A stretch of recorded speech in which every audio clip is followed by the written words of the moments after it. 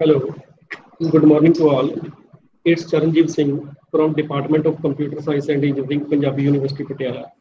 I welcome you all on this first international online seminar. As per tradition of Punjabi University, Patiala, we start our program with University Dhuni. In the respect of University Dhuni, I request you all to please stand up for 2 minutes. Thanks.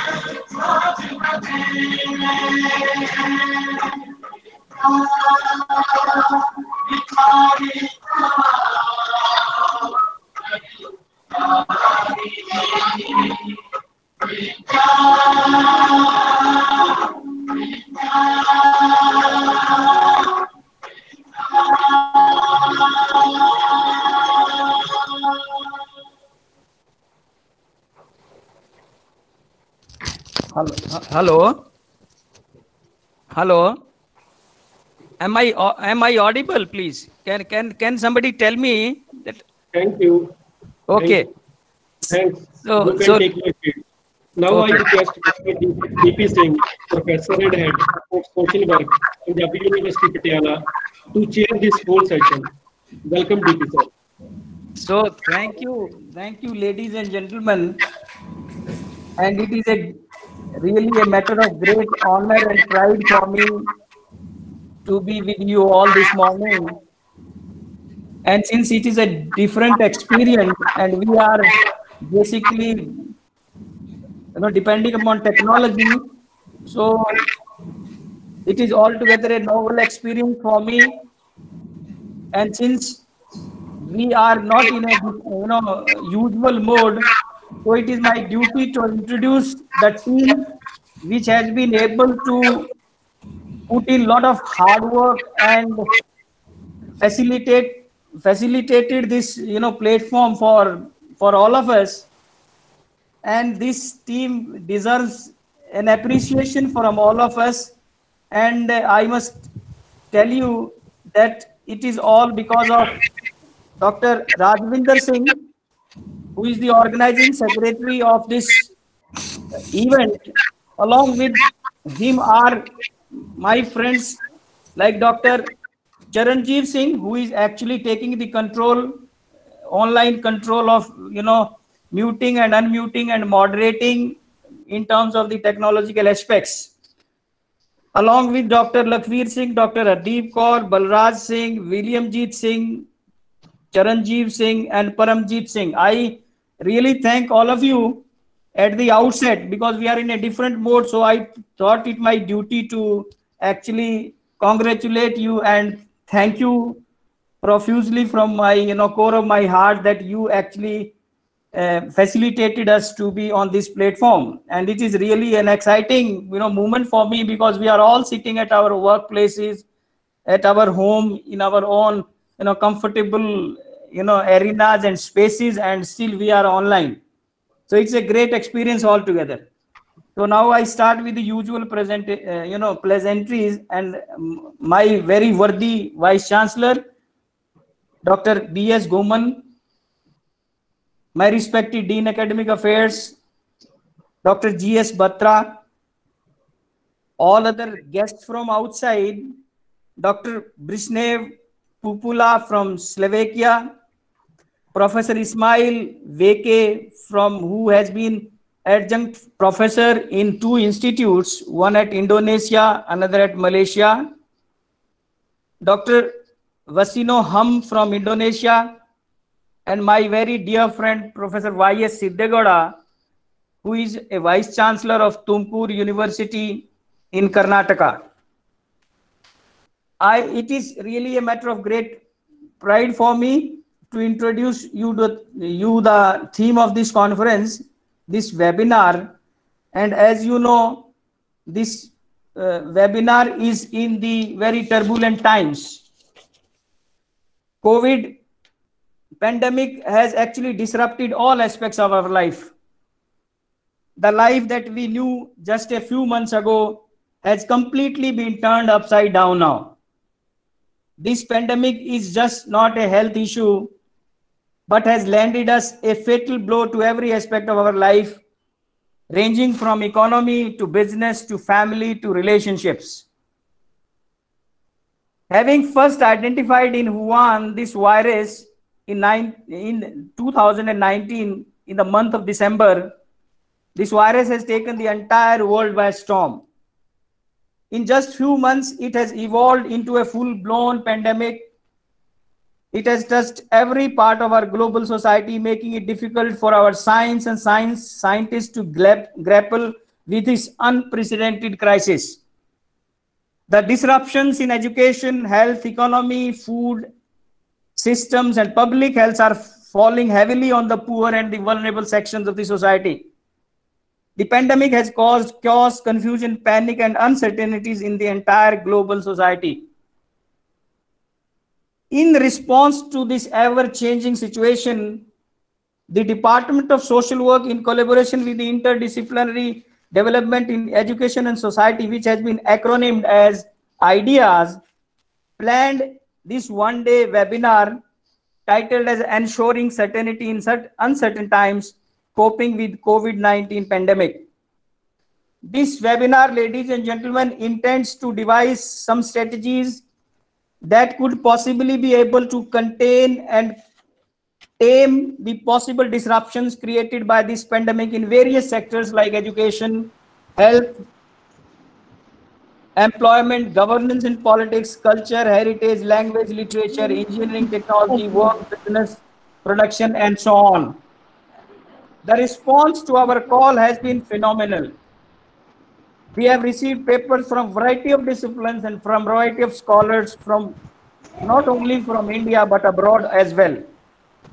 According to our team, we have planned various parallel sessions, therefore, to conduct this webinar in just one day, because seeing the number of papers, this will be a difficult task. But I must congratulate once again the team for having designed these sessions parallelly and assigned these responsibilities to various chairpersons. The details will be, as we navigate through the program, the team will be actually providing you the relevant details.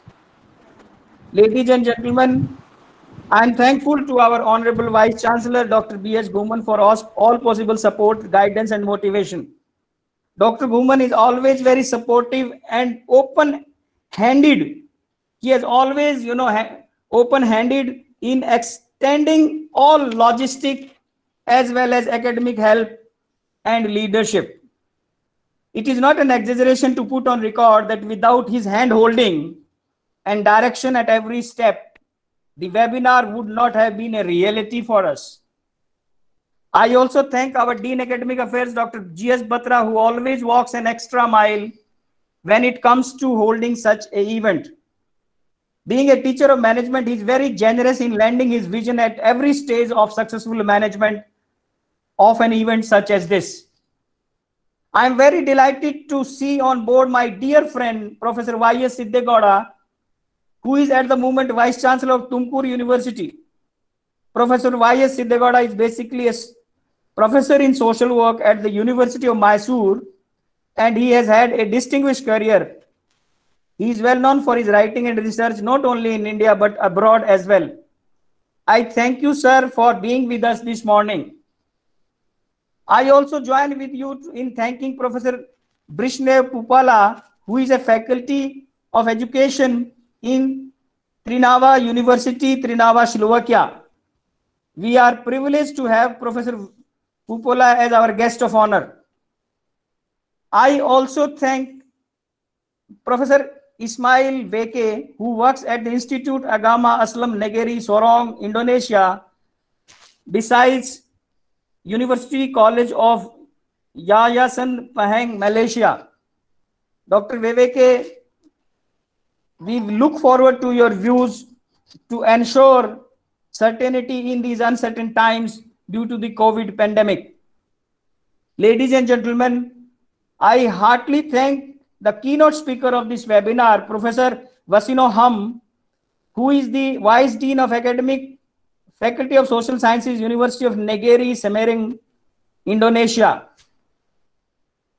Finally, I also would thank every participant, every guest, every delegate, chair, co-chair, rapporteur, and everyone who are connected with us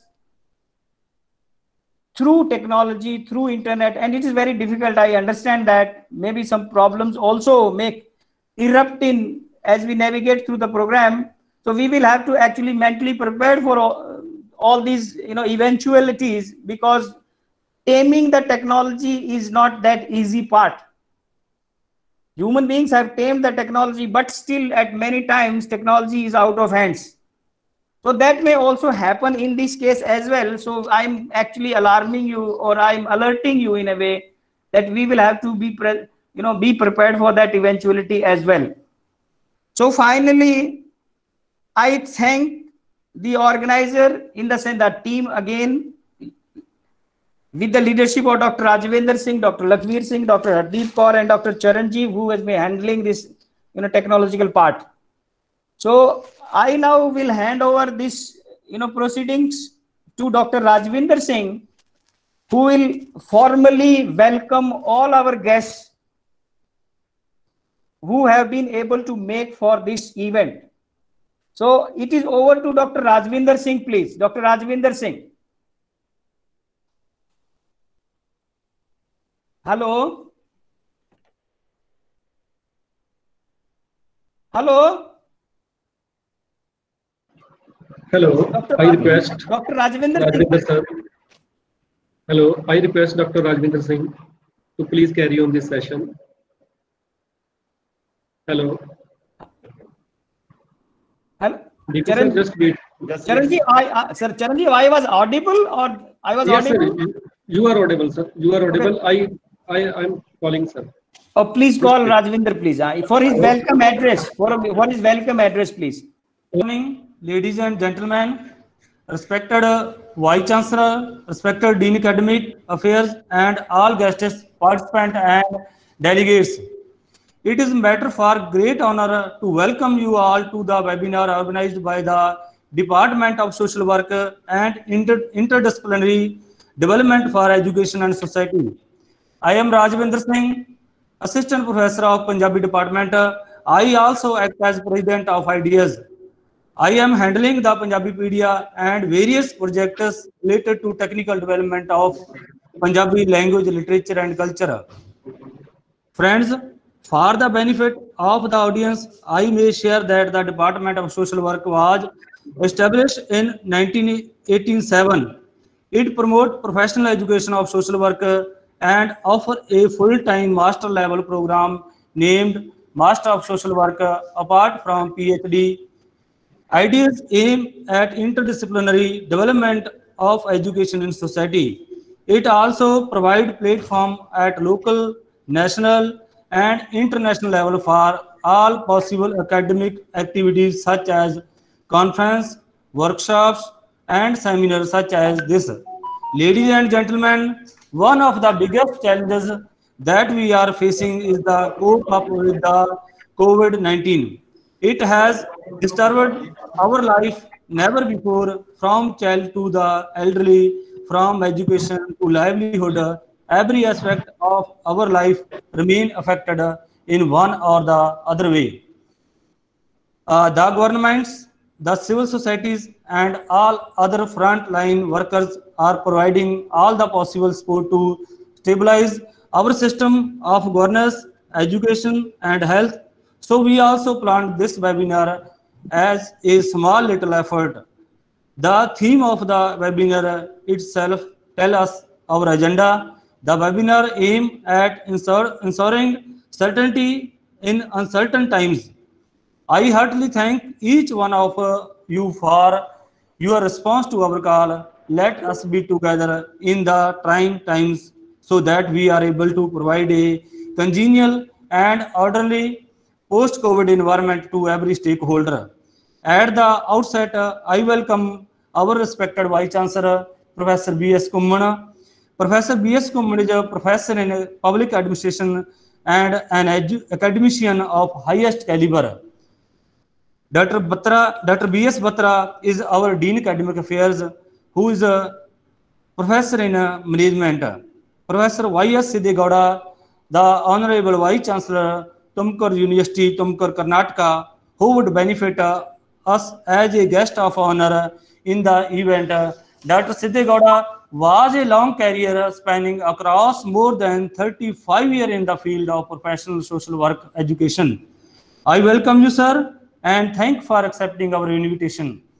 It gives immense pleasure to me in welcome Professor Birani Salopupla, Tarana University, Tarnava, Slovakia. Ladies and gentlemen, I feel overwhelmed to within us Professor Dr. Ismail Sraudi Waki of the Institute Agma Islam Nagri Srirong University and College of Malaysia.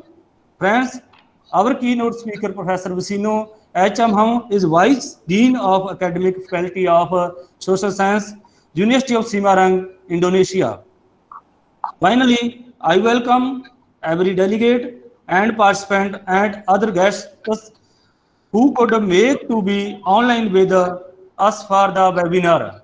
On behalf of our team, I look forward to vibrant exchange of view and ideas, and I am confident that after the proceeding, we should be able to find out some coping strategies to contain the COVID-19. Your input surely will go to long way in ensuring certainty in these uncertain time, which is the principal theme of our webinar. Thank each one of you, and I welcome you one more time. Thank and good day. Yeah, I'm there watching. Sir, hello. Yes, sir. Yes, sir. You are audible, Okay, sir. now please. Sir, now may I please request our Honorable Vice Chancellor, Dr. B.S. Gumman, for his guidance and for his inputs in this webinar. So I would request Charanjeev to please check out that Dr. Sir is online. Yes, I'm online, please. I'm online. Sir, please, sir, please online. carry on. Sir, please carry on, sir. Please, sir. It is now. Good Sir, morning. sir, Good sir, morning, friends. Esteemed Professor Dr. Vesino H. Hum from Indonesia, Honorable Professor Y.S. Gowda, Vice Chancellor, Tumkur University, Professor Opala from Slovakia, Adjunct Professor Dr. Ismail Suradi Weke from Malaysia, my dear colleague Dr. G.S. Batra ji, Dr. D.P. Singh ji, Dr. Rajvinder Singh, Dr. Ajay Verma, and dear participants. First of all, I extend you all a very warm welcome to Punjabi University Patiala on this first international webinar on a very timely theme, ensuring certainty in uncertain time, coping with COVID-19. Video is on? Yes, sir. Okay. And I also congratulate my colleague Dr. D.P. Singh and Professor Dr. Rajvinder Singh and their team for organizing this first international conference. As I stated that it's a very timely, as I will graduate further, then I will deliberate upon this theme. Now, along with welcoming you all, my esteemed colleagues, as well as invited guests, very high profile delegation. When I was going through the program, list of the program, the listed resource persons, I think it's a first international conference on this theme, in real sense international, that the resource persons are eminent resource persons drawn from different disciplines. Therefore, I'm delighted to be part of this international webinar on this theme. Now, before going to the theme, let me make 2-3 observations about Punjabi University Patiala. Punjabi University Patiala was set up in 1961 with a mandate to promote and enrich Punjabi language, literature, art and culture. And gradually the university has entered in other fields, other disciplines of education. Now this university is one of the biggest university of the state of Punjab. It has around 70 teaching research department and chairs, and has around 270 plus affiliated colleges, has regional centers, neighborhood campuses, and constituent colleges, and has very old distance education department. In a way, it's one of the leading university, not only the state, but of India. In the recent MHRD NIRF survey, we have been ranked at 64, that we are amongst the top 100 universities of the country. Therefore, I welcome you all to a place which is among the first 100 universities of India. And we are NAC accredited university. In the first round, we got 5-star. In the second and third round, we are A+ AA grade university. Therefore, this host institution means quality. Host institution means inclusive education, and so on and so forth. Therefore, I feel honored in extending you all a very warm welcome to Punjabi University Patiala and Department of Social Work and interdisciplinary developments for education and society. These two organizations. Now, coming to the theme, as all of us are aware, that we did not prepare ourselves, rather the globe, the world did not prepare itself for COVID-19, and suddenly there was COVID-19. Same thing happened with the universities. Therefore, if we have 3 periods, pre-COVID, COVID and post-COVID, then we can have a comparison that how we were organizing ourselves in the pre-COVID period. In the pre-COVID period, we didn't care about nature, we didn't care about environmental resources, and our sole purpose was high rate of growth, best of the comforts, without caring what damage we are doing to the environmental resources. Therefore, sustainable development, we were teaching in our classrooms, but we were not practicing either at the policy level and in our lives. Therefore, we played havoc with the nature, with the environmental sources, and the result is before us. Therefore, this COVID-19 is teaching us many lessons. That if you are not disciplined, then nature can discipline. If we were not disciplined in the pre-COVID period, result is woe for us. Now, lot many discipline this COVID-19 is imposing upon us. Therefore, the first lesson, the first takeaway from this COVID-19 is that we have to live a disciplined life, both within the society, vis-a-vis our interaction with nature. Now, coming to education, when this COVID-19 entered in our life, we were not prepared as an education institution. And suddenly, mid of the semester, everything was disrupted. Our teaching was disrupted, our functioning was disrupted. Therefore, Punjabi University Patiala is the first university in this region which made preparation before the arrival of lockdown, before the arrival of curfew. Therefore, we organized capacity building program. So for online teaching is concerned, we set up a team, and that team organized capacity building program where therefore we prepared for capacity for online learning, and we set up a special web page for online learning. This web page has 4 or 5 components.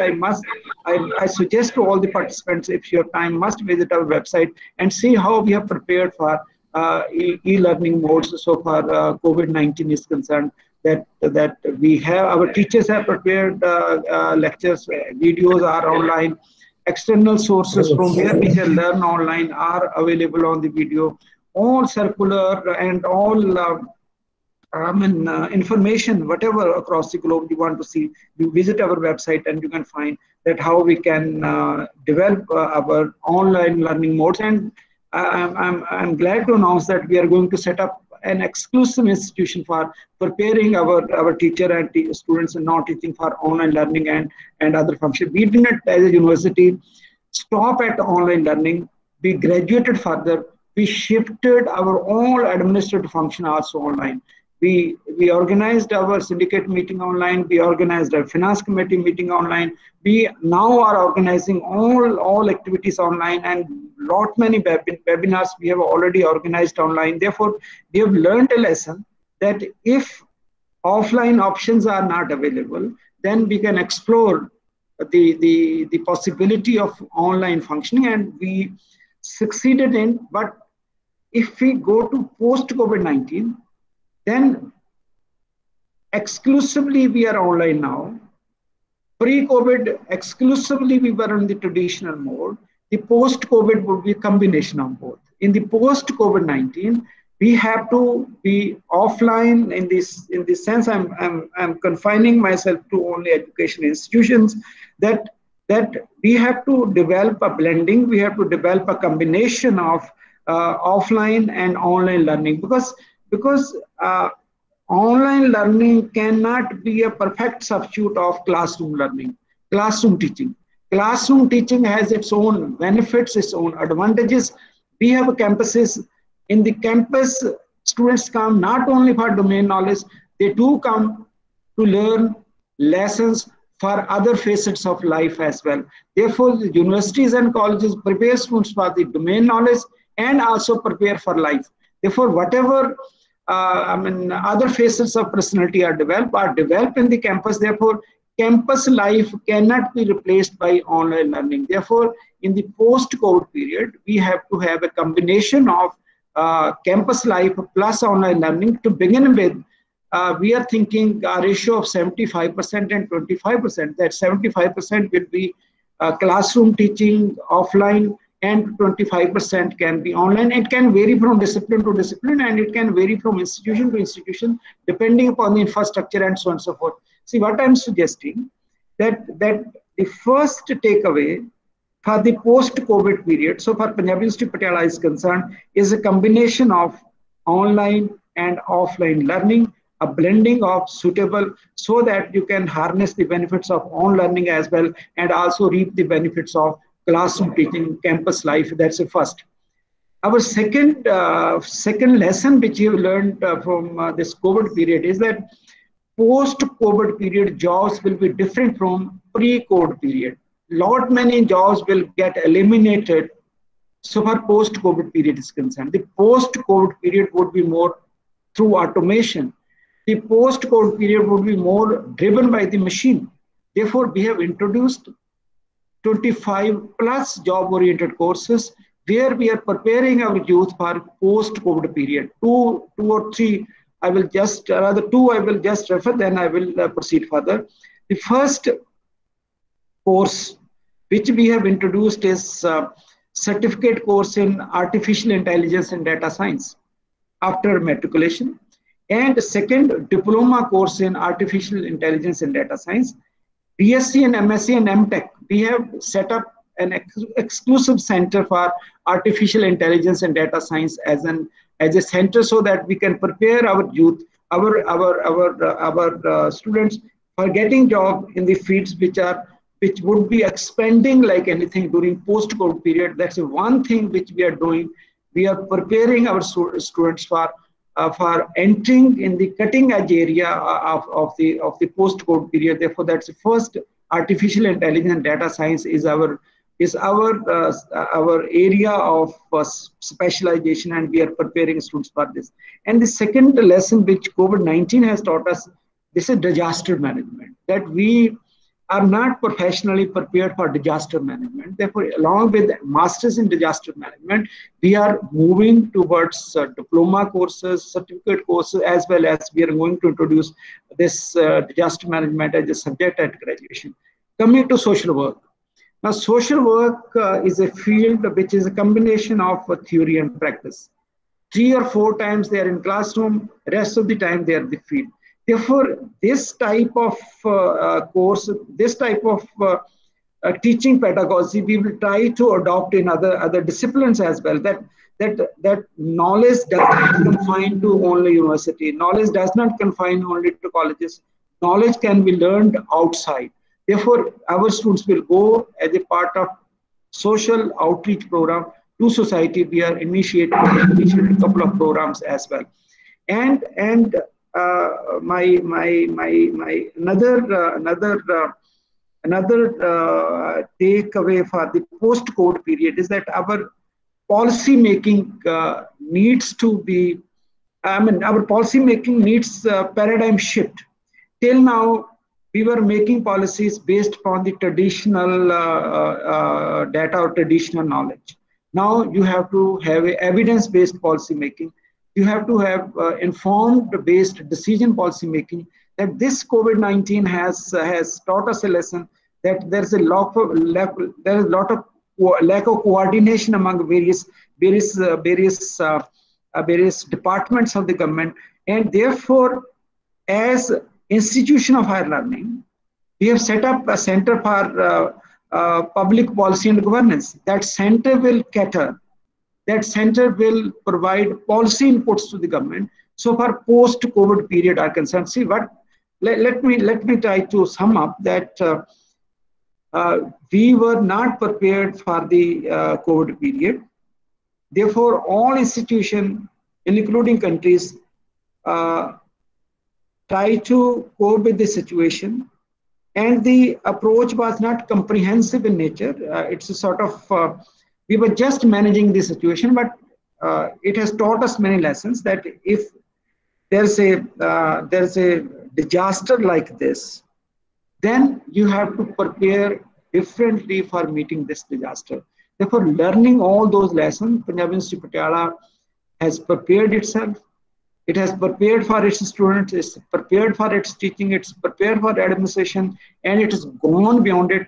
It has prepared for the society, it has prepared for the policy making, and I'm also delighted to know that delighted to share that during this COVID period, we have transferred a technology to market. That one of our technology developed in the lab has been transferred to market. That's another milestone the university during COVID period has achieved. Therefore, these are the multifaceted development which Punjabi University Patiala has experienced during COVID period, and we are prepared fully for the post-COVID period, including new courses, including changing the pedagogy of our teaching pedagogy, including our functioning of the university online plus offline.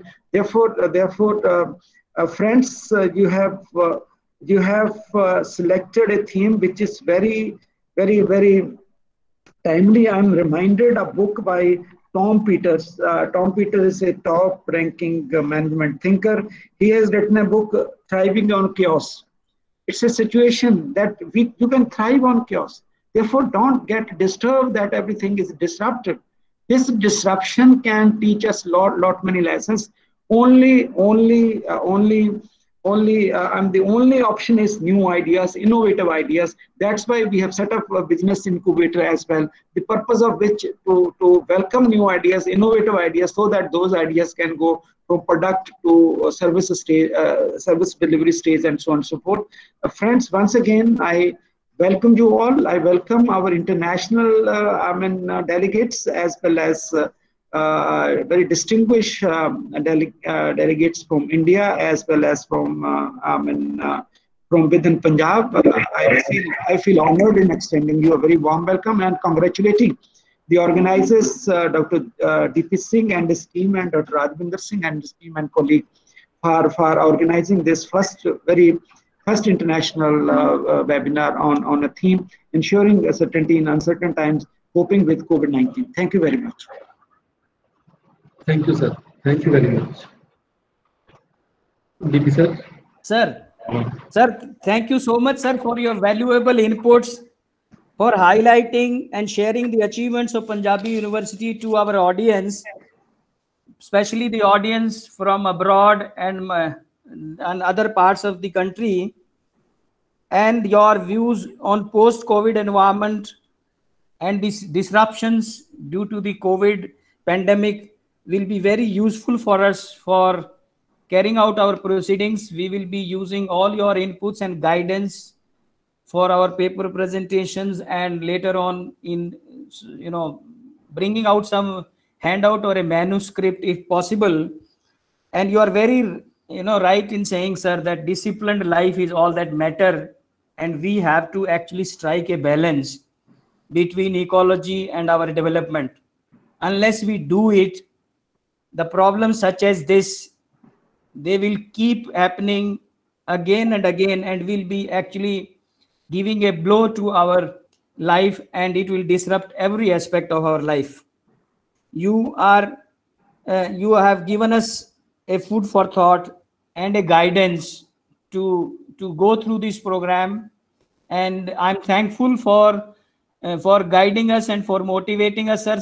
And we look forward for your hand holding in the times to come also.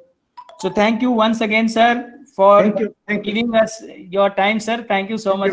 Thank you. Wish this event a very grand success. Thank you, sir. Thank you so much, sir. Thank you.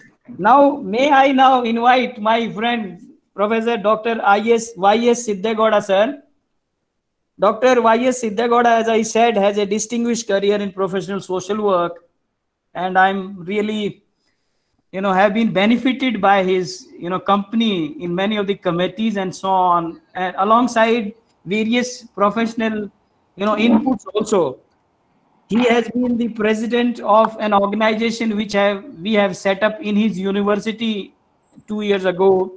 That organization is Bharatiya Samaj Karya Parishad, and he is the president of that organization. That organization aims at Indianizing and contextualizing the social work, discipline as per the needs and demands of the Indian society, because there is always a dire need for social work to readjust itself to the demands and the needs of the Indian society, because the influence of Eurocentrism on social work and other social science disciplines is very evident. So Dr. Siddegowda is a pioneer in helping us through this Indianization of social work, and I, being an office bearer of this organization, Bharatiya Samaj Karya Parishad, so I also get benefited, and I also always look forward to hear from him on various aspects of social work. But today he has kindly consented to present his views on this pandemic and how we can devise some strategies so that we can able to handle these disruptions in our daily life. May I now invite Professor Siddegowda, please. Professor Siddegowda, please. It's over to you, sir, now. Thank you very much, DP Singh ji, for your kind words. My association with the Punjabi University dates back to almost that 1.5 decades. That I enjoyed that beautiful campus and the ambience, both that the campus as well as the department. Honorable Vice Chancellor Dr. Goman and the President of Ideas Rajwinder Singh, and two of my friends from Indonesia and Malaysia, Dr. Ismail and Destin Wasino, and then the Faculty of Education, Slovakia, Upala, and then Dr. Bhatra and other friends. I deem it great pleasure to associate myself because of two things.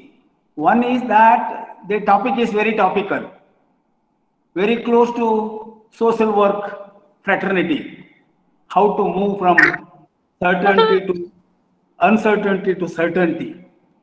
Really, that as that Honorable Vice Chancellor put it, this COVID-19 created uncertainty, not only that the India, for that matter, the entire globe. We all know the recent that COVID-19 pandemic has proved to be a game changer for the majority of us. It has changed the way we behave and perceive things. Many of our habits have changed. We are experiencing a new world altogether. Pandemic has heightened uncertainty over the economy, employment, finances, relationships, and of course, the physical, emotional, and mental health. Yet, as human beings, we crave for security. We want to feel safe and have a sense of control over our lives and well-being. Our fear and uncertainty can take us to the state of feeling stress, anxiety, and powerless over the directions of our life.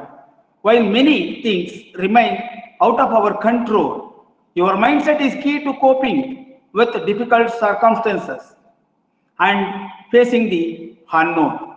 This unexpected and adverse shifts in habits and mindsets has impacted the economy heavily. Many have taken a bad hit, but in some cases, the results are exponentially positive. How to learn, cope with the uncertainty, friends? While we may not wish to acknowledge it, we know all that. Uncertainty, it is a natural and unavoidable part of our life. Very little about our life is constant or totally certain. And while we have control over many things, we cannot control everything that happens to us.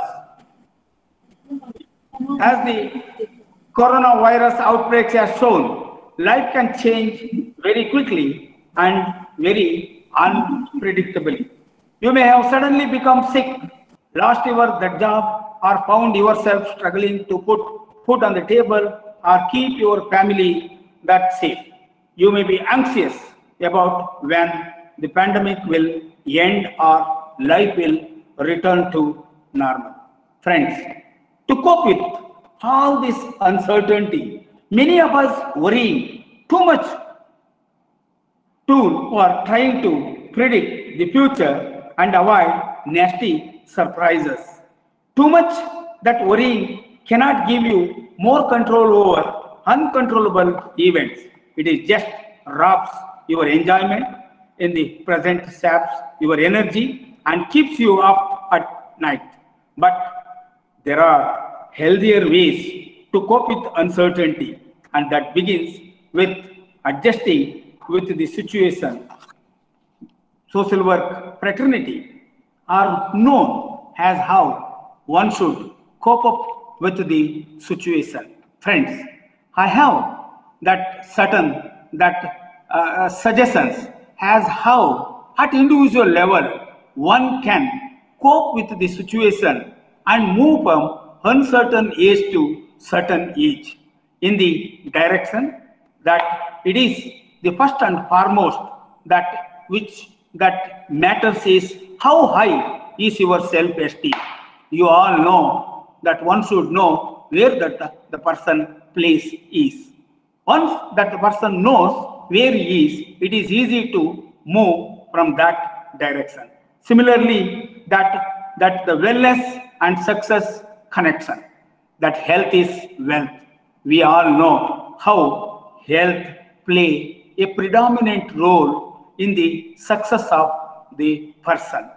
That the physical, mental, moral, emotional, spiritual, all that the healthy situation at this uncertain age matters much. I am not going to explain in detail, otherwise that speakers will not get the time. Then again, the communication.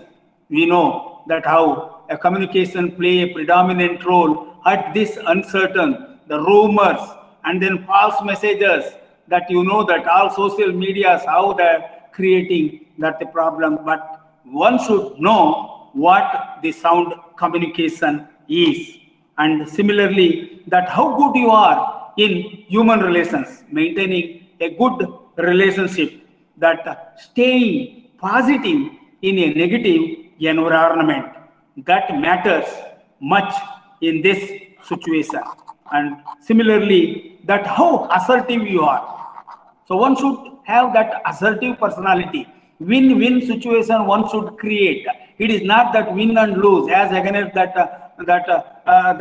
non-assertive personality or aggressive, bouncing on others, that bully type of this thing. No, only assertive personality matters at this uncertain age. Similarly, that do you see that the job skills that needs to be upgraded, how that skills that you are going to use at this juncture. Similarly, that the quality of your work, because lockdown and other this thing resulted in many that uncertainty, that how good you are in keeping that the quality of your work, so has to keep your job first, and then proving that know that any uncertainty, untoward incident jerk you from the present positions. Similarly, that how good you are in maintaining that your career life and family life. This is the time to show solidarity with the family, giving that all that encouragement, all that supports, all what you want, that the psychological support more than a physical support, psychological support to keep them happy, because that corona is affecting that the children as well as the old more. So it is a high time to show that how good you are in organizing your career life as well as the personal life. Similarly, that you can't keep quiet, because that it is the age of that showing that the exemplary knowledge, creating that a good tempo at personal level as well as the societal level. How good you are in creating your potentiality, showing, exhibiting, and at the same time, how good you are in that stopping procrastination, because this lockdown has become boon to so many people. They are confining home even today. Many that government officers and other that places, still people are that worrying too much and then confining themselves at home. No, one should understand and realize the reality and act judiciously and overcome all the uncertain situation and emerge as a victorious. All this knowledge enormously is spread throughout the knowledge of social work.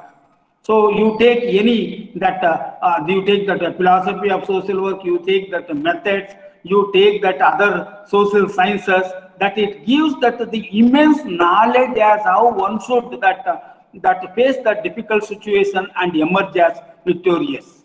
That with this, friends, I thank my friend DP Singh for giving me an opportunity to address a learned gatherings, and I wish that a day-long seminar will fetch a very good dividend to all the participants, and also that I think that is going to put it on that website as well as the YouTubes, that it will benefit much more that larger group in some days. Thank you very much. Thank you. Thank you, sir. Thank you. Thanks, sir. Thank you, sir. Thank you so much. Thank you. Thank you. Sir, you are so very right that we have to stay positive in this negative environment. And it's really very difficult because it has impacted our mental health also, besides our physical health.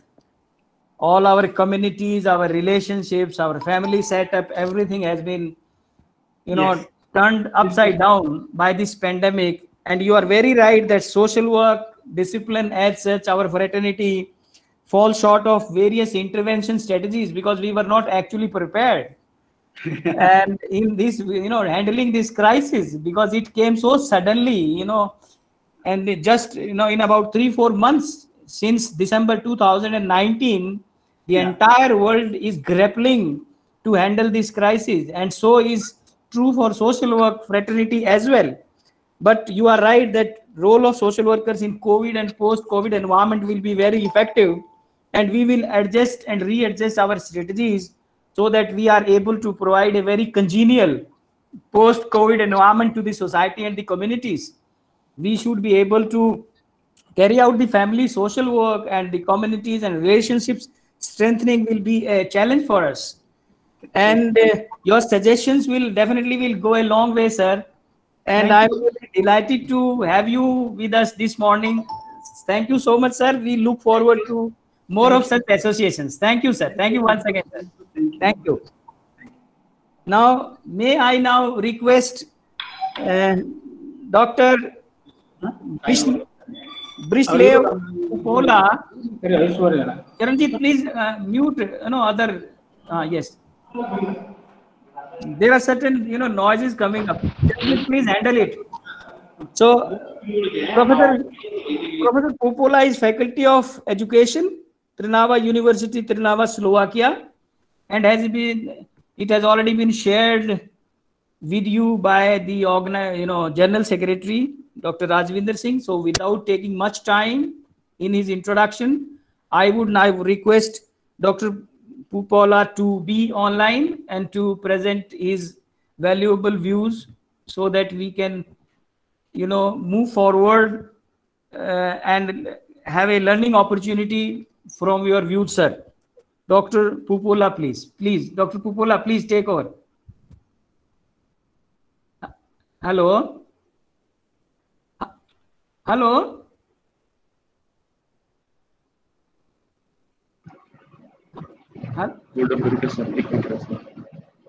Charanjit,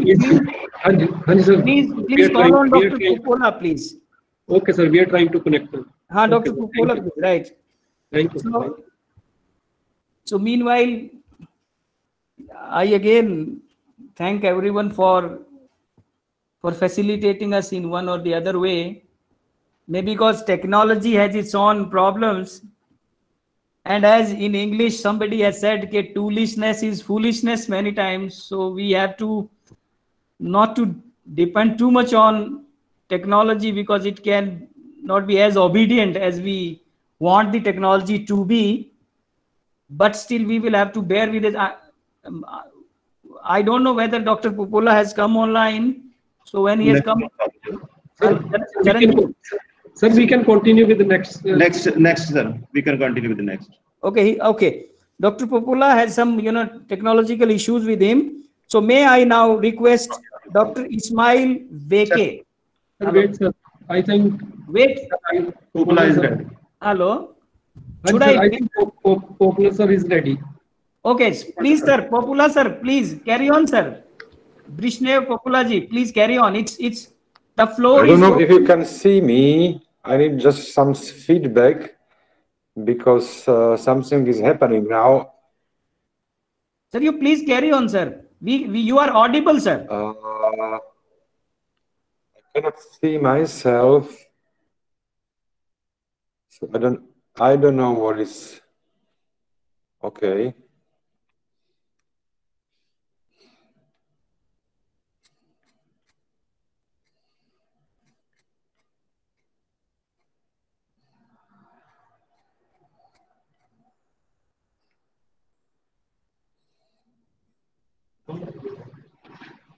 Hello, sir. Sir, you are audible, sir.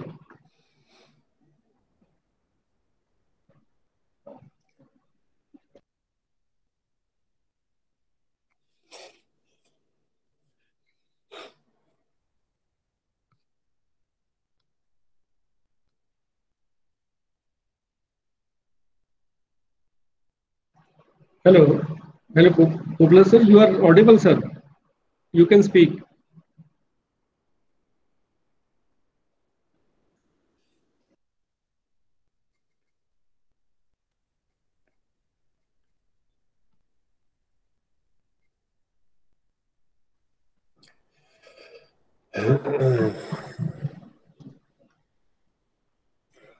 If I can speak, okay, because I cannot see myself.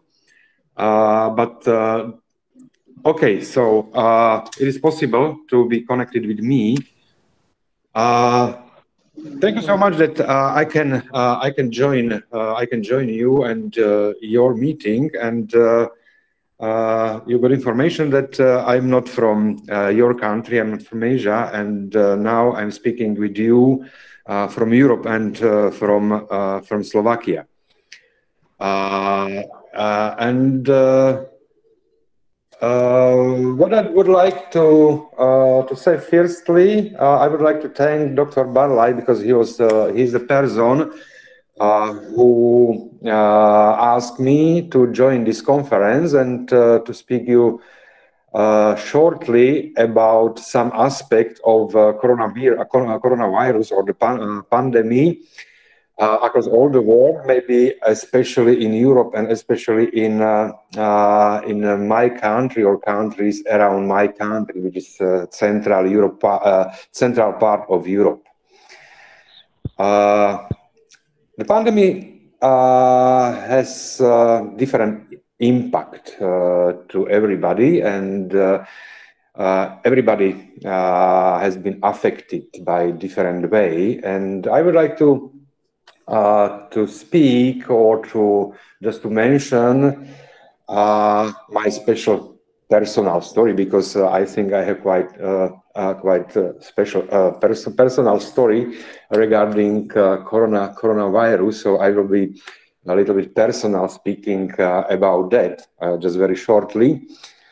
In January, I went to Asia. I went to Nepal for 3 months, and I was in Nepal, or I started to work in Nepal just in the beginning of the time when coronavirus started to be spread in China. But there was nothing in Nepal, there was nothing in India. And in the beginning of March, particularly on the 1st March, I went to India. So in the beginning of the coronavirus pandemic, I was in India, and I should have come back to Nepal in the half of March. I wanted to go back, but it was the time, you remember well, that coronavirus started to be spread also in India. So I was thinking what I should do, and I decided just to wait in India when coronavirus will be behind us, and I will come back to Nepal. But after a couple of days, everything was changed, and the border between India and Nepal started to be closed. So I didn't have possibility to go back to Nepal. Even all my personal issues, like luggages, money, keys, and everything is in Nepal. So I called to Slovak embassy in Delhi, and I asked them what I should do. And they told me, you should immediately go back to Europe, don't go back to Nepal, and so on. So immediately after that, I bought my flight ticket, and on 17 March, I flew to Europe without everything. And it was quite strong, strong situation, because the second day after my leaving of India, it was not possible anymore to fly back to Europe. So the start of coronavirus, or my experience, I experienced in India, and fortunately I could come back, and now I'm still in Europe. Although my all personal things are still in Asia and in Nepal. I was already visited a hospital in Tiruvananthapuram for being tested on coronavirus, but up till now I haven't got the result from this hospital, but doesn't matter. So, and this, my personal story, is also connected with local or global situation here in Europe and also in my country. What I'm going to speak, I would like to introduce you why or which way my country is, or what we are, what happened here, and what we are going to do, and what situation is now. But it is also connected. It is also connected with some political issues, because during the time when I was in India, we had the election, parliament election. It was in the beginning of March, and during the pandemic, we started to have a new parliament, a new central government. So when I came back to Slovakia, I found new government, I found new Minister of Education, I found new people at the central position, especially in the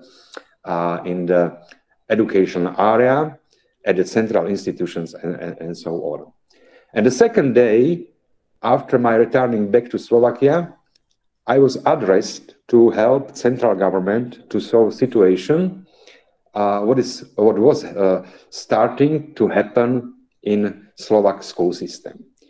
So before I will speak about what is happening in education system here in Slovakia, including preschool education, elementary education, and universities as well. I will just give you some general information about pandemic in Slovakia. So you know very well that after China, Europe started to be the second most affected continent in Europe. But it was the situation was very different in different European countries. The most affected countries were Italy and Spain. There are many people infected, many people died, and so on. But what is happening, or what has happened in Slovakia, it is like a different situation. Maybe it has connection with the new government, and immediately after spreading of coronavirus in my country, the new government, they introduced some limitation, not very rigorous, but the society started to be very disciplined and so on.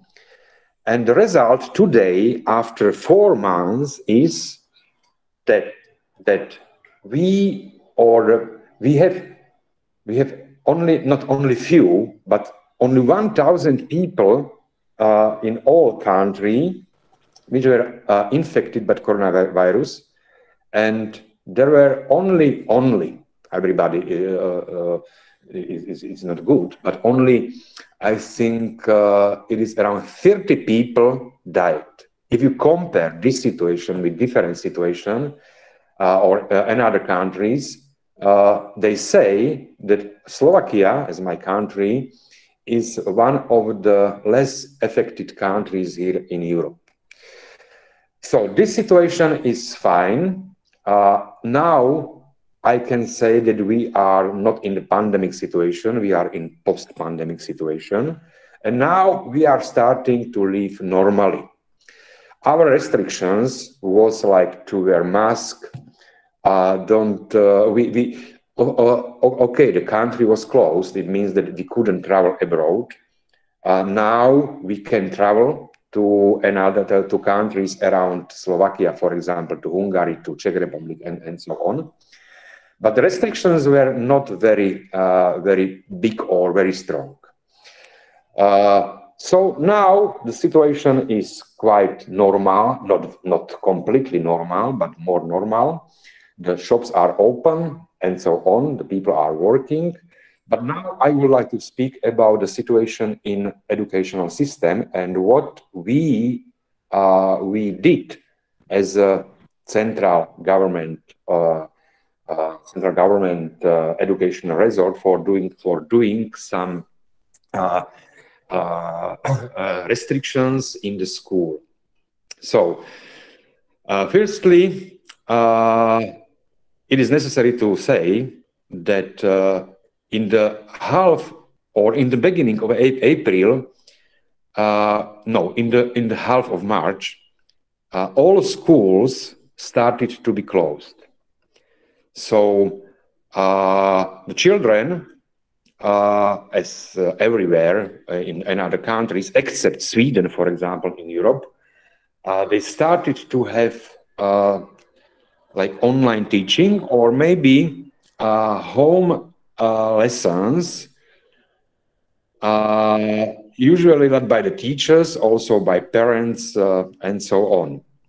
So schools, they were closed, and this closing time we had up till last week. Now the schools are again open, but it is only optionally. So now at this time, I'm speaking about basic school and the middle schools or high schools. The schools are open, but parents, they send their children if they want. The situation is that now we have 50% of children in the school and 50% are home because it is decision of the children. The most difficult situation started to be, as everywhere, when the school started to be closed and when we started to have homeschooling. Homeschooling means in the first weeks means that the children, they were connected with their parents by computers, by mobile, and so on. But the teachers, not all teachers, were definitely able or flexible to use instruments for online teaching. So first 2 or 3 weeks, they only send the task and curriculum content to the children, and they learn home with support by parents, because also parents they had to be home and help their children and so on. And after 2-3 weeks, when teachers started to be better or they obtained new skills for online teaching, they started to teach their children online. Okay, the question is how many children in our society or population can use or they can use online teaching. It is around 80%. 80% children, they are supported or they have possibility to connect to the mobile or to internet or their computer. We have some Roma communities here, and they used to live in quite excluded communities, and they didn't have or they still don't have support or a connection to the internet and so on. So there is the problem that we were not able too much to help them. For example, but there were some projects, the mobile providers they offered them to use mobile, and they offered them SIM cards and so on, but not everybody could be connected. So we still have some excluded community or excluded children who couldn't be connected with the school. So this is the problem and challenge for us. And now I'm going back. What was happening, or what the state did as a support or changes in the school system when the situation started to be very serious. So, for example, because I was connected, and I'm still connected with the Ministry of Education and doing some changes and solve some challenges, immediately we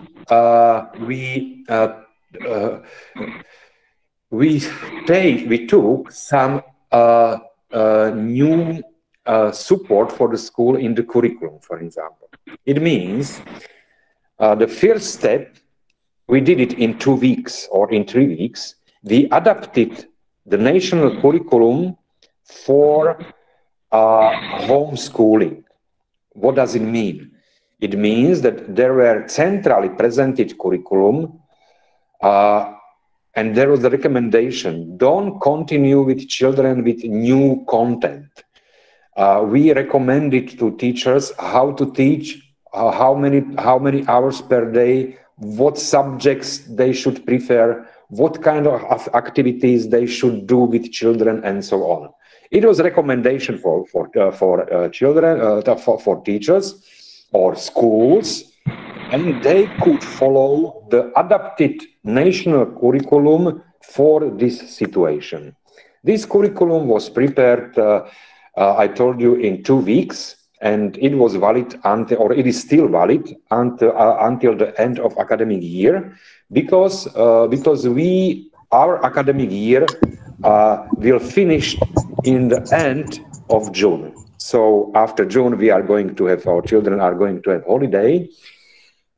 So we can say that all or 80% of children, they can, or they were faced with teaching, they were faced with curriculum and so on.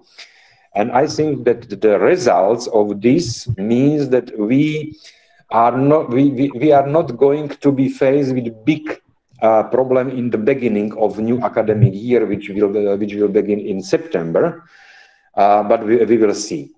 For example, what will be next? Because the academic year will finish in June, and we are going, or children are going to have 2 months holiday.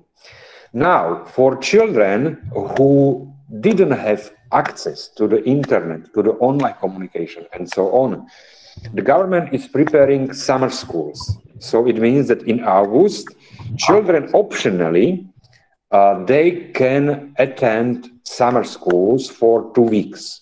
It means that children who was outside from the online space, they can come there, and there will be teachers and some other professionals like educationists and students from the faculties of education to bring them like free activities with some educational content. So, and what we are doing for post-COVID situation in the September. It is quite interesting story, because I told you that we have a new government. The new government wants to introduce some changes in our school system, and these corona situations, like it is difficult to tell that, but it is like positive context for introduce some more or some deeper changes in school system. And it was opportunity how to introduce these changes. What does it mean?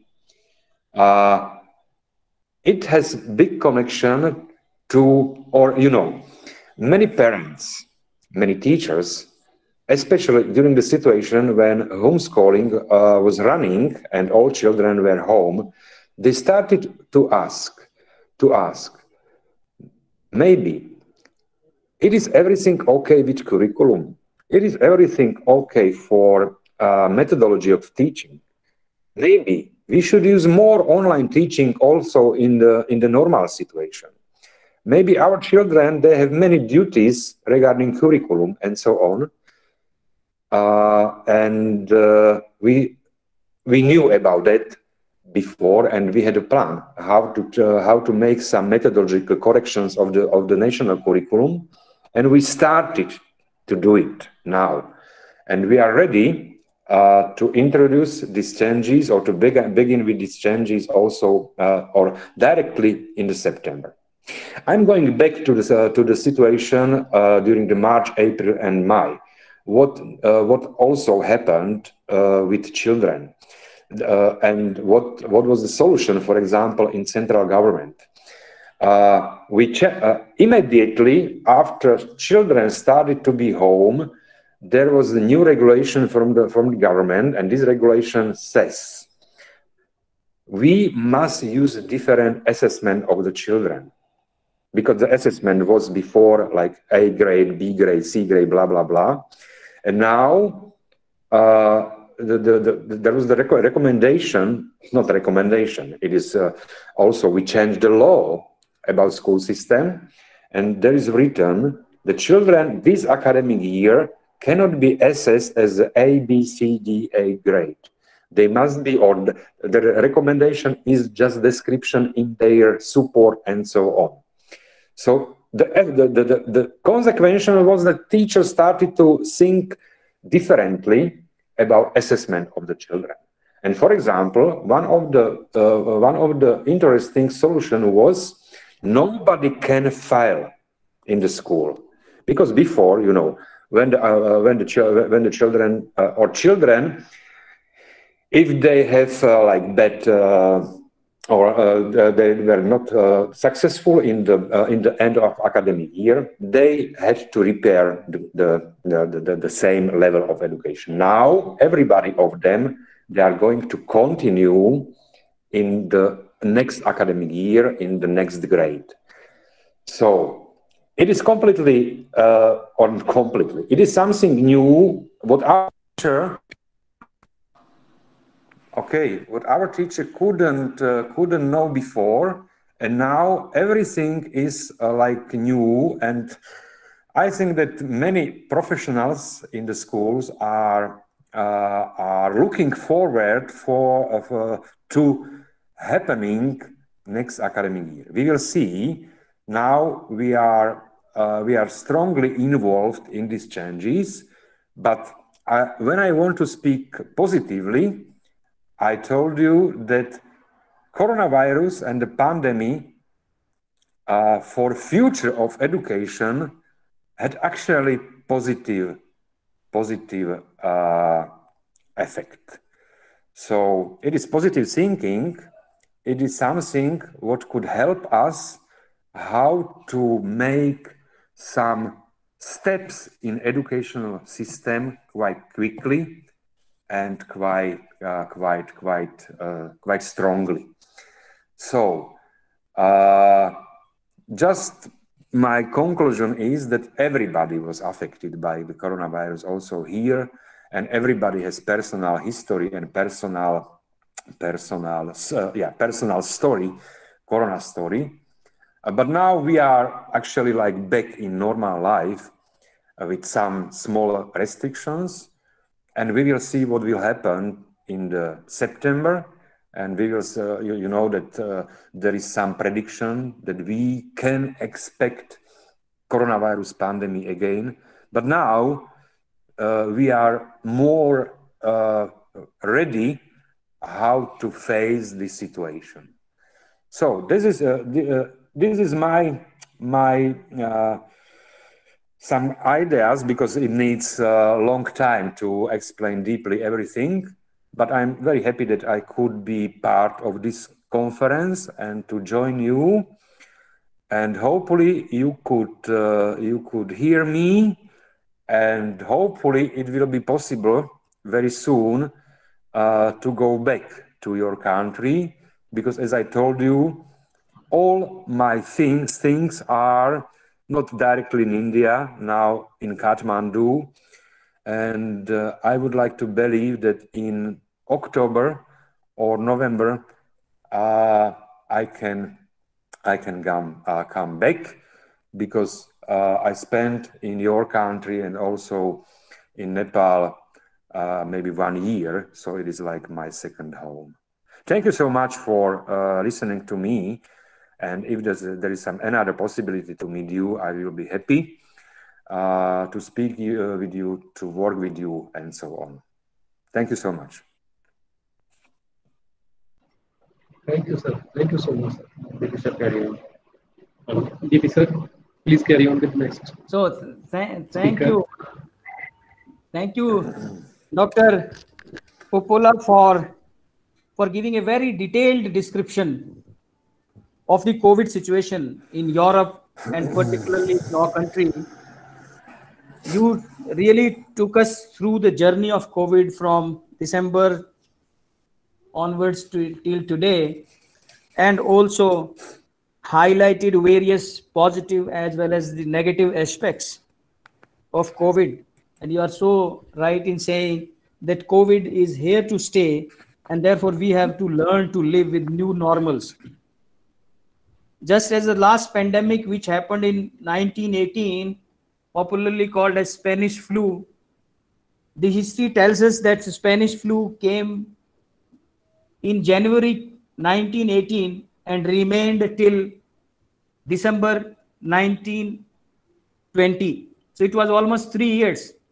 So till the vaccine is not discovered, or vaccine is not I should say invented or made or whatever, the things are not going to be as normal, and it will take time to be in the same pre-COVID life.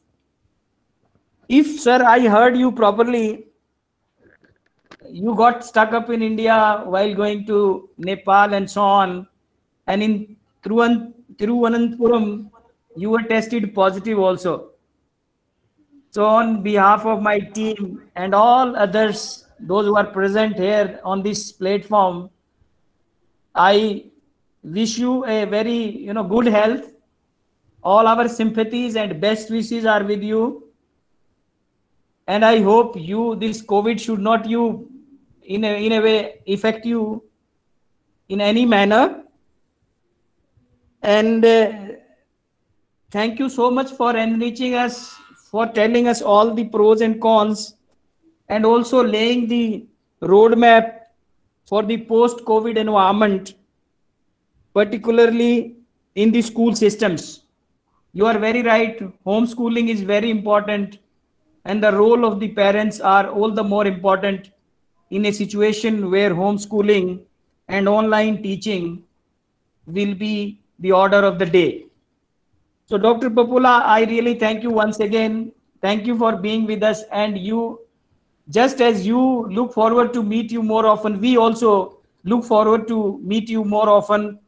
And this is one of the positive aspects of COVID, that we, through the use of the technology, will not be having much problem in being with more often, and we will be having more of such webinars and seminars, and will look forward to hear you in future as well.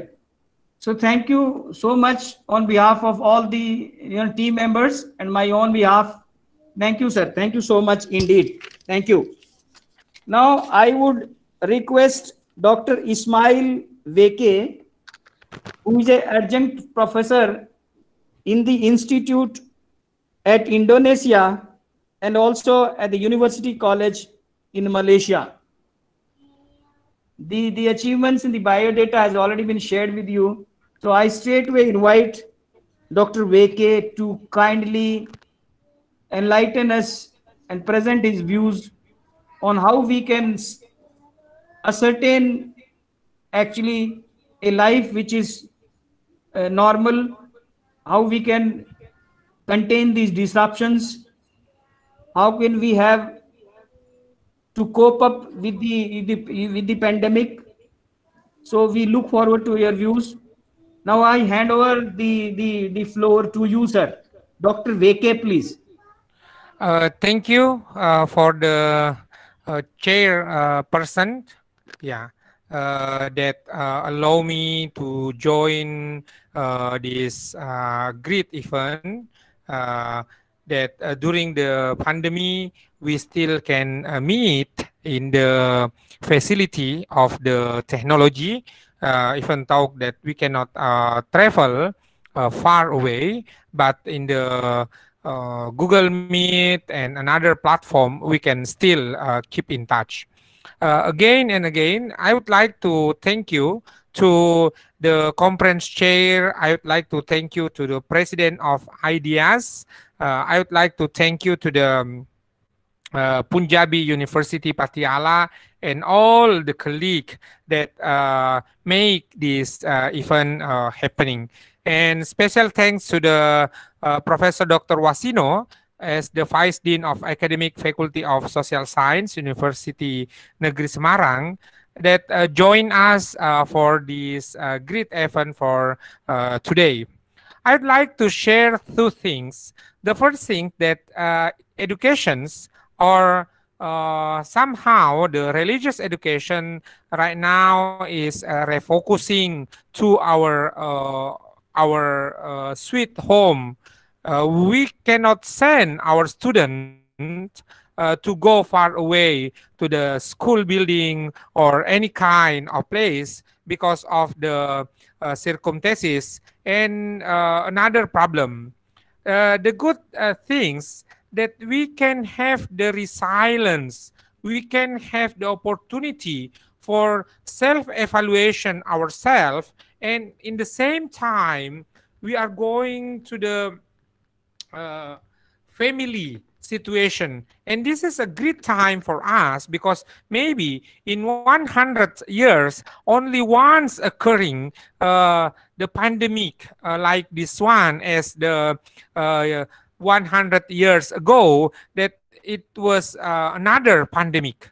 And we are grateful because the God chose us as one of the people to enjoy this time. And it is a very useful one, how that before this pandemic, we already dream out how to work from home, but now from day to day, I'm not sure when it will be the finish time, but Indonesian ministry and Malaysian ministry already announced that the next semester, it means the first semester of this coming year, still on full online. There is no on-site classroom. So this is the certainty in the during uncertainty area. The second one, we would like in the during pandemic, we will see how, I'm not say the new normal, but we will have the new situation, we have the new norm that we will implement. Before, it seems that if we propose for the webinar, we propose for the kind of the meeting online, it seems that it is not acceptable 100%. But I would like to say, even after the pandemic era, we still have a lot of opportunity to have the collaborative, we have the situations that we can adjust.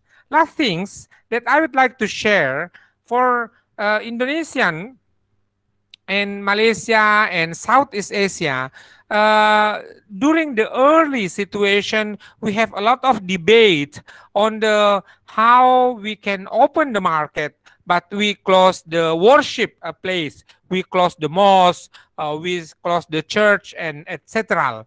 And then after 3 months, and then the ministry, the government announced that everyone can come and open right now. This is the new situation, maybe, but this is the opportunity for us to have the new formulation, not new formulation, but reformulate how our worship Yeah, even the Hajj as the biggest event, even in the Muslim world, Muslim society, it's still closed, and the Indonesian government already announced that it will be canceled for this year. Thank you for this kind opportunity, for inviting me to share what is going on our situation here in Indonesia.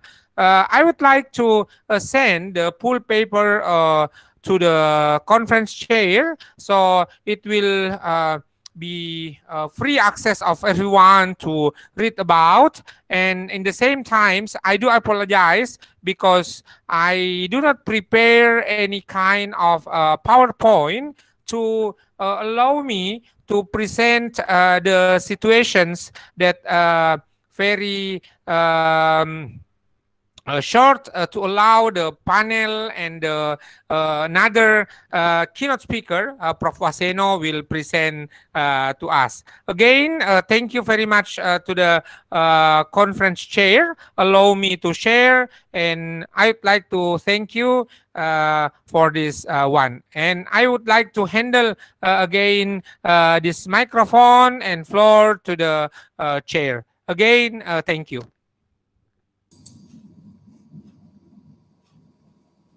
So, thank you, Dr. Veke.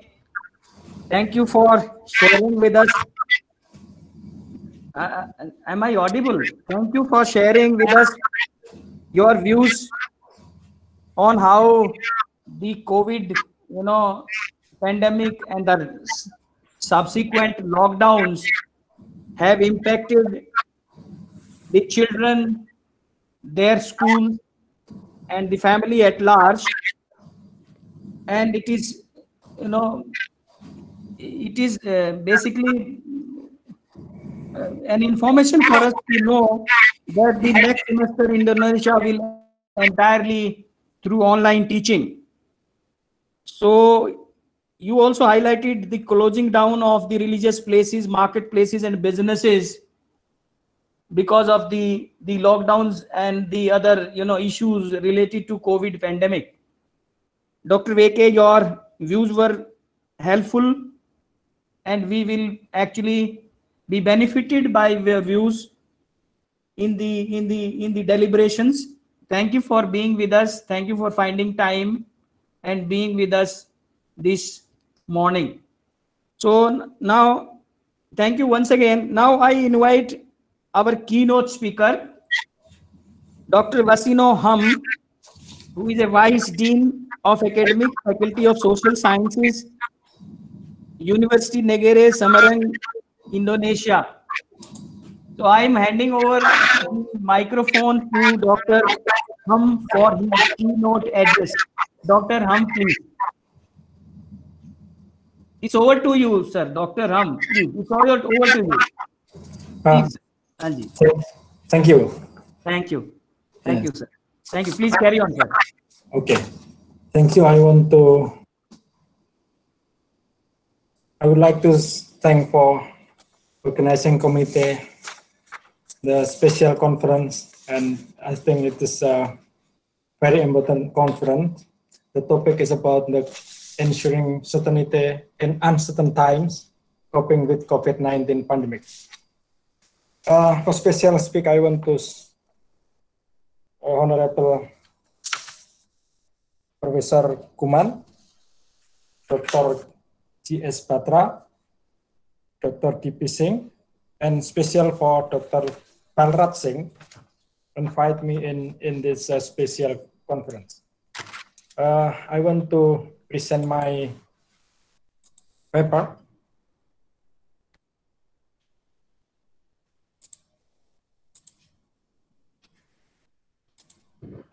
Yes, sir, you are audible.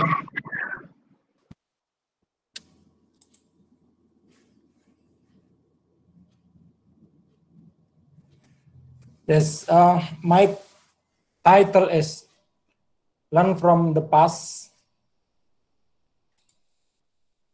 to Facing the Recent Time. a comparative history between Spaniard influenza and COVID-19 pandemic. Sorry, it is a historical perspective because I'm historian, and then we speak from historical perspective. Firstly, I want to talk about the gradation of the disease, influenza. We know that the first grade is epidemic. An epidemic is defined as an outbreak of disease that occurs over the wide geographic area and affect an exceptionally high proportion of the population. An epidemic is an event where a disease is actively spreading. You know that the COVID-19, when first time is occurs in Wuhan, in city in Wuhan, that is epidemic. But after several days and several months, the COVID-19 is spreading around the world. Then epidemic is rise to be pandemic. Then pandemic is related to geographic spread, and it used to describe a disease that affects a whole country or entire the world. And now COVID-19 is a pandemic. And I want to make comparative between COVID-19 and Spaniard flu. And I think that the history is certain and now is uncertain. And we can learn from history and we can learn from the certainty. Spaniard flu in August 1918. First publication about the flu is from appeared in Madrid on 22 May 1918. The influenza epidemic was headlined in Madrid EBC newspaper. Some observers suggested that the epidemic could have been spread from France because of the heavy railroad traffic of unskilled Spanish and Portuguese workers to and from France, who provided temporary replacement for a shortage of young French workers injured in the war, in the World War. Aside from a historical rivalry between France and Spain, this is the likely reason why in Spain the influenza was also known as the French flu. Because of their seasonal travel by railroad, these migrant workers were a likely source for the introduction and spread of the influenza virus in Spain. Autumn and winter Spain 1918. The second period of the epidemic appeared slowly in many parts of Spain in September 1918, reaching its peak in October and waning in December 1918.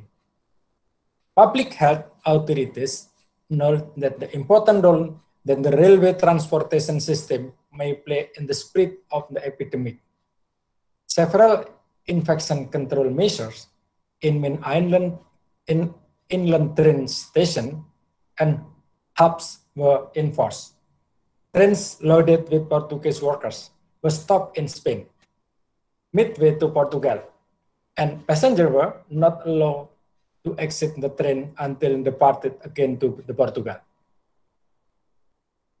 And the second period, that is the mortality rate of the Spain is the peak in October.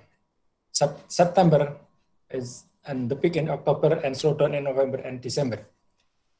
If we want to learn from history, maybe in COVID-19 now, we can learn that the next time that the COVID-19 will reach the peaks and after that will slow down, and maybe next year I hope that's the COVID-19 is ended. Winter and spring Spain 1918. The third and final period of the influenza epidemic in Spain occurred from January through June 1919. The severity and duration of this period was milder than those of the second epidemic period. and the next year. It primarily affected the area of Spain where the first epidemic occurred, and it spared most of the areas that were most affected by the second period. Mortality rates range from 0.07 to 1.40 deaths per 1,000 inhabitants. And the Spaniard flu is spreading around the world, and then the death toll is estimated at 21 million people, according to John Berry, to 50 to 100 million people, according to Neil Johnson and Jürgen Müller, where the largest deaths occurred in toddlers, people aged between 20 until 40 years, and people aged 70 to 70 years. That means in the period from March 1918 to September 1919, the Spanish flu claimed around 2% of the world's population. At the time was around 1.7 billion people. This figure exceeds the number of victims of World War I, which range from 9.2 million to 15.9 million. Epidemiologists conclude Spanish flu is the deadliest infectious disease in human history, far more dangerous than smallpox, bubonic plague, and cholera. You know that early of the 19th century, there's too many diseases very dangerous. It's a smallpox, bubonic plague, cholera, and malaria. But flu is very, very, very dangerous too. What about Spanish flu in Indonesia? Do you know that at the time Indonesia was colonized by the Dutch, and the name of my country is not Indonesia, but Dutch East Indies or Netherlands India. The pandemic was brought in most likely by sea, whether by passenger ship or cargo ship.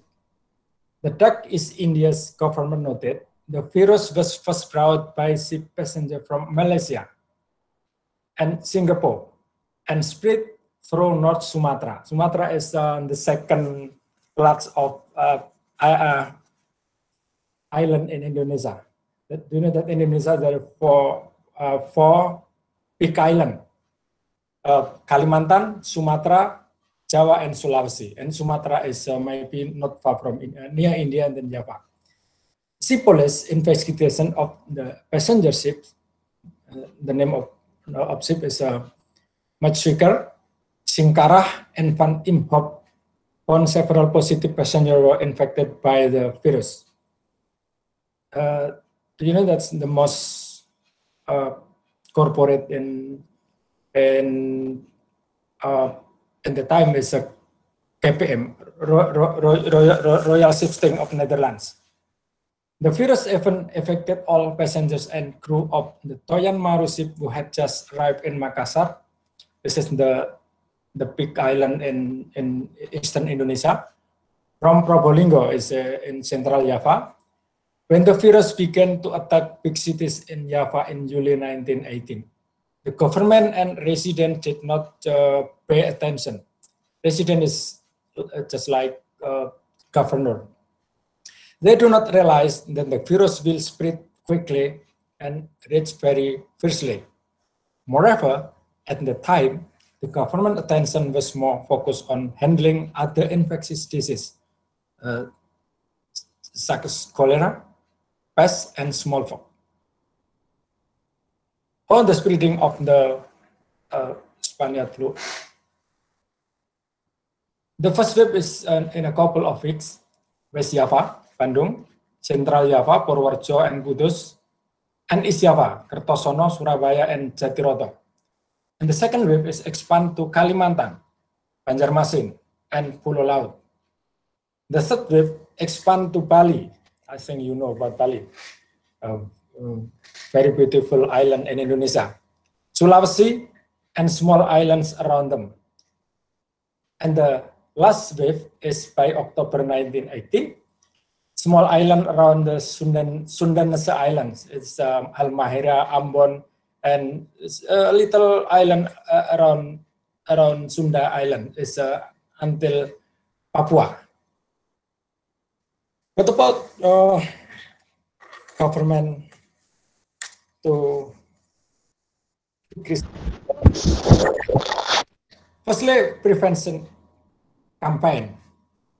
You know that in the time, the Netherlands, India governments make, what is it in Netherlands, is burgerlijke kenniskundigendienst. That is civil health service. The Dutch East India even mistakenly considered the Spanish flu attack as a cholera. According to the PhD, the Spanish flu has the same symptom as normal influenza. The patient will suffer colds, dry coughs, sneezing, and acute headaches. Many died due to the limit of health facilities. In Pasuruan is in East Java. Using the traditional medicine did not help much. Corpses were forced to be abandoned by the side of the road because many grave diggers had contracted the virus. I think it is still a problem at the time about the grave diggers. PhD in 1922, all villages in the Dutch East India were infected. According to the PhD data in 1920, that all villages in Dutch East India were infected. As a result, the door was closed, the streets were quiet, and many children cried at home because they felt thirsty. In November 1918, the number of Indonesians who died from the Spanish flu from this data is more than 400,000 people, but it is not known exactly how many people have died because there is no exact counting. We can see from the picture. It is using the spraying disinfectant like now, and doing that the hospital is limited, and getting treated at the hospital in Europe and in Netherlands, India is still limited. The school was closed, and the early of 1920s in Indonesia is open some school, European school and a local school. Spanish flu has caused several plantations in Java suffer. You know that from economic perspective that the main economy in Netherlands, India and Turkish India is based on plantation, especially sugar, coffee, tea, and West Java is especially the coffee. As many as 200 workers in Wanasukan were infected with pandemic and could not work. Similar condition occur in Talun, resulting in hampered coffee production. In Padang, teaching and learning activities in Adabiyah school was stopped because the majority of students and teachers were infected with Spanish flu. Adabiyah school is Islamic school. Likewise, with the Kartini School Gunung Sari and Quick School Gunung Sari in Batavia in Jakarta is also closed, and this is a indigenous school. Kartini is a women's structure in Indonesia. And Holland Inland School, it is a European school in Gorontalo, also closed. And what about COVID-19? From Wuhan to around the world. This, we can say that it's a pandemic, a new type of coronavirus, a common family of viruses, big outbreak in Wuhan, China at the end of 2019, like MERS and SARS. This coronavirus likely jumped from an animal, probably a bat, although scientists are not completely certain, to a human, perhaps via some other species. And what about the government loan? I want government role in Indonesia. Do you know that in the world, governments mostly using the policy of lockdown, like China, Italy, in India, Singapore, Malaysia. Lockdown is the term used to describe an effort to control the spread of infection. Lockdown requires an area to close both incoming and outgoing access. Communities in the area where the lockdown applies can no longer leave the house and gather, while all transportation and office activities, school and worship will be. In Indonesia, it's no lockdown, but I think there are too many reasons. Firstly, it's about the economic reason. The secondly, about political reason. The largest scale social in Indonesia using the concept of large scale social restriction or LSSR. In Indonesia is pembatasan sosial berskala besar or PSBB. The restrictions are implemented by local government with the approval of the Ministry of Health. It includes measures such as closing public places, restricting public transport, and limiting travel to and from the restricted region.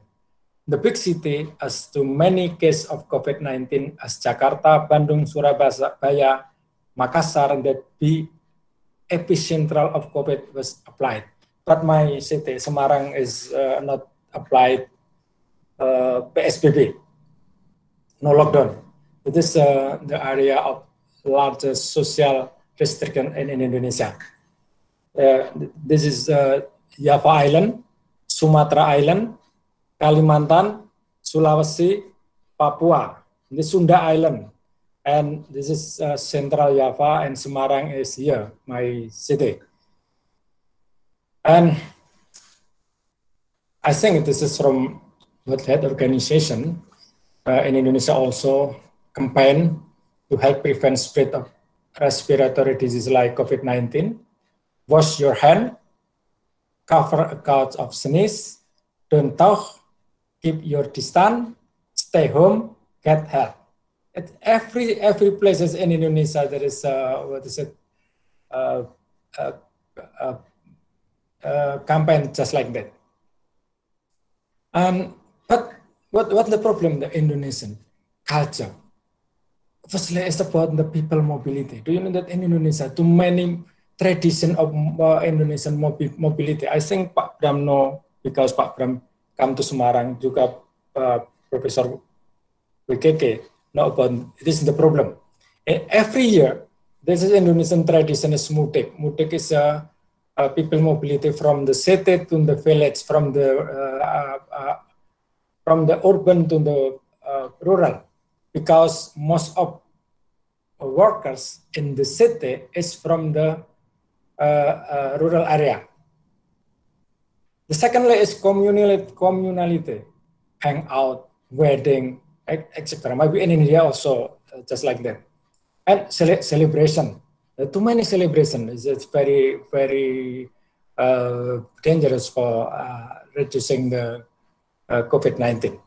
And I think it is very sensitive. It's about religion activities, Friday praying, Misa Catholic, Hinduism fast, pilgrimage, and so and etc. And I think Indonesian government is very, very serious to make discussion with the religion leader to stop the COVID-19.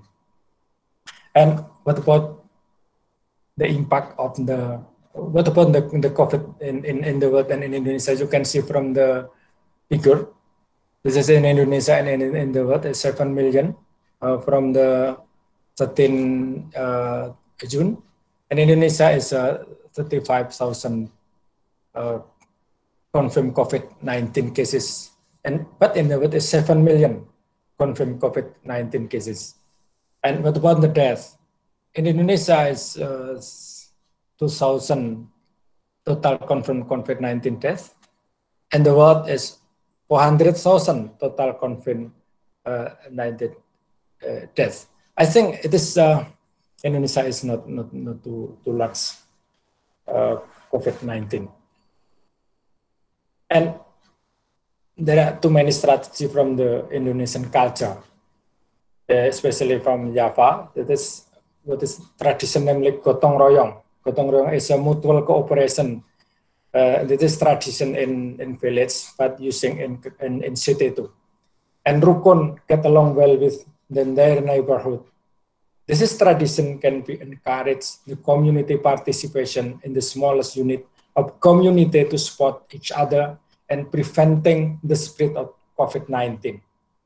Using cultural approach, it can create the community economic power to help the poor, not just government, to help government. In Indonesia is RT, RW, is the community, the little community in city and village can help the government to create the community economic power to help the poor and unemployment by the food bank system. The namely in Indonesia is lumbung pangan. Additionally, the regional quarantine by community is also implemented, not by government. What about the role of traditional medicine for immunity? The experience of the Spanish flu has changed the memory of the public about the traditional medicine that can be used to increase the body's immunity derived from medicinal herbs. The traditional medicines include ginger, in Indonesia temulawak, Japanese ginger, lemongrass, palm sugar, and its kind. As a result of this demand for spices, their price based on that, the result that the demand for spice, their price in market is rise significantly. What about the role of university and research? Some universities that have faculties of medicine and pharmacy are actively conducting research to produce healing medicine and vaccines to enhance immunity. The Ministry of Research and Technology provides special funding for drug and vaccine research. I want to say about Airlangga University in Java, Surabaya, has succeeded in finding a short-term drug and long-term vaccine research. What happened? The positive aspect of COVID-19. This is change in community behavior. COVID-19 provide lesson about clean and healthy behavior. Wash hand, use mask, social and physical distancing. Spanish flu influence, there was change in people behavior after Spanish flu, but was long forgotten and because of different generation. But the Spanish flu is also give a lesson at the time, but maybe 100 years before, and then or someone forgotten. The beauty and clean air nature are restored. This is due to reduced motor vehicle and industrial activity. Online communication, international relation. Online communication used as for webinar, just like now, online shopping, online lectures, business, etc. And international awareness to help each other become stronger. And in Indonesia now, in what is it, new normal or new tradition, a number of regions in Indonesia indeed still experiencing an increase in cases of COVID-19, namely red area, but most have shown sign of decreasing or green area.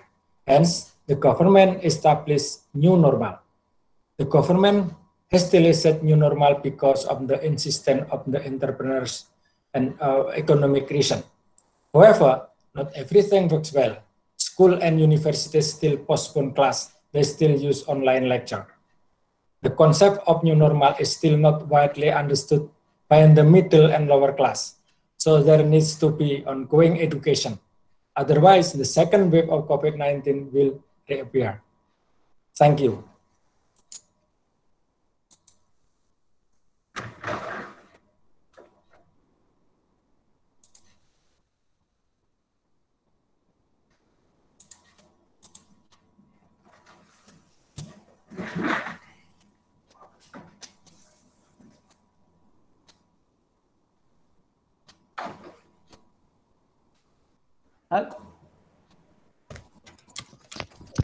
Hello. Hello.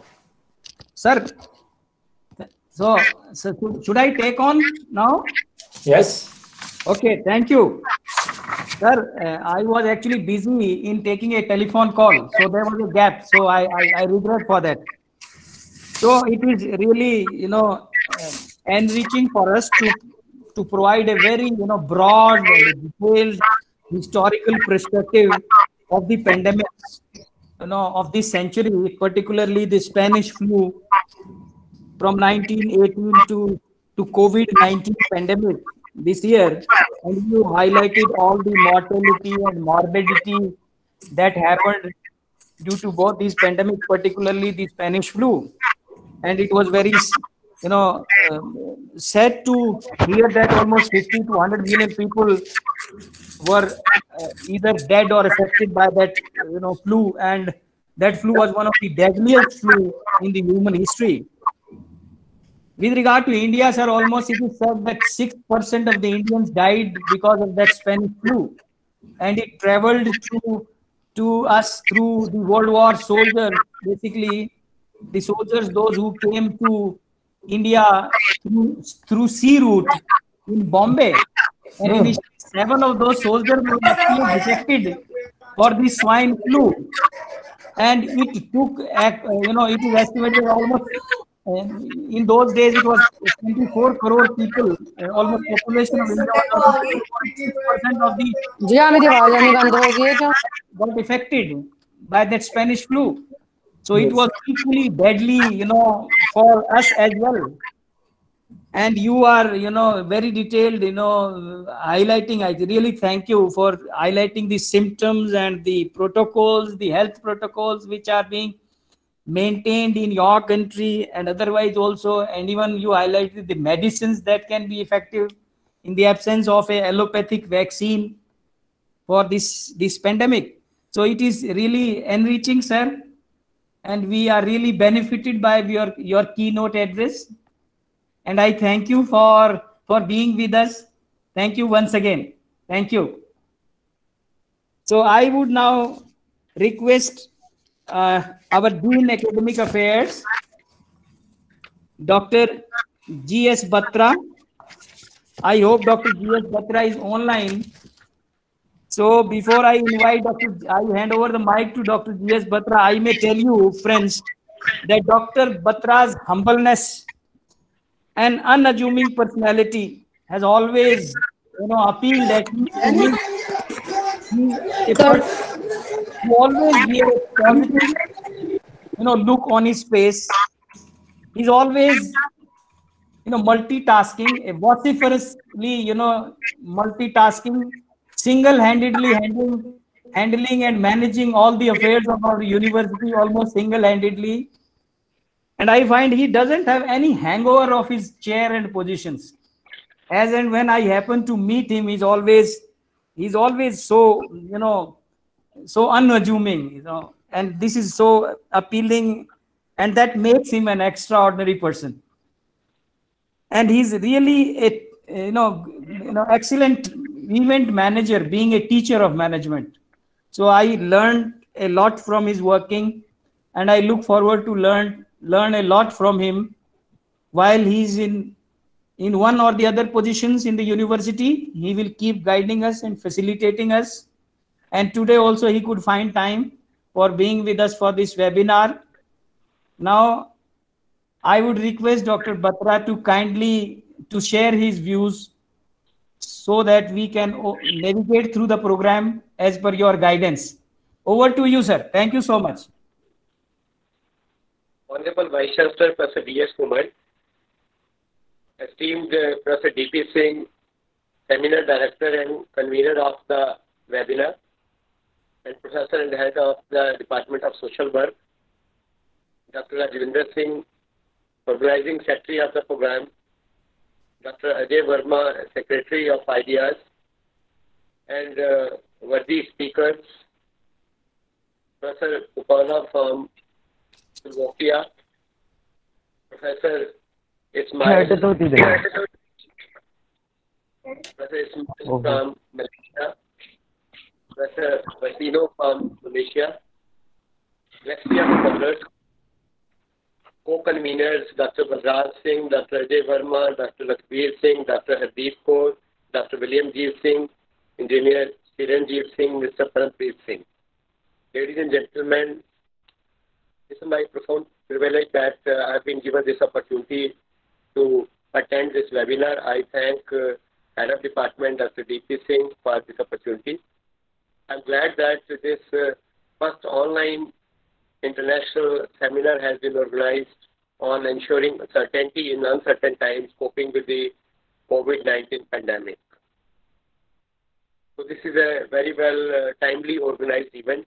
Department of Social Work is known for organizing many quality programs, offline and online, and it is regularly in touch with the outside world, performing social responsibility tasks and the social works also. This is going to be great learning experience for me also, that is listening to all the three notable scholars in the particular field. So much has already been said about this particular area of you can say study and research. As you all know that pandemic has caused massive disruption in the world economy. All of the markets of the world have been badly affected, economies have been badly affected. There is loss of income of people, and as we are trying to readjust, re-engineer, rearrange with a new normal, I'm sure that in the times to come we should be able to overcome the various challenges posed by the COVID-19 pandemic. In case we recall 1908 plague, that is which happened quite early, and at that time information technology was not available and not much literature is available that how people were able to overcome, how these challenges were met at that point of time. So of course, though some material is available, but in the absence of wide digital framework and the information technology which is available as on today. So hence, so it is of course it would have been a great learning experience from the earlier pandemics, but in the absence of sufficient data information, so now different organizations, different countries are trying to readjust with the pandemic, and so that life and livelihoods go together. So some of the issues which I would like to discuss from the managerial perspective and from the non-managerial perspective, from the organizational angle also.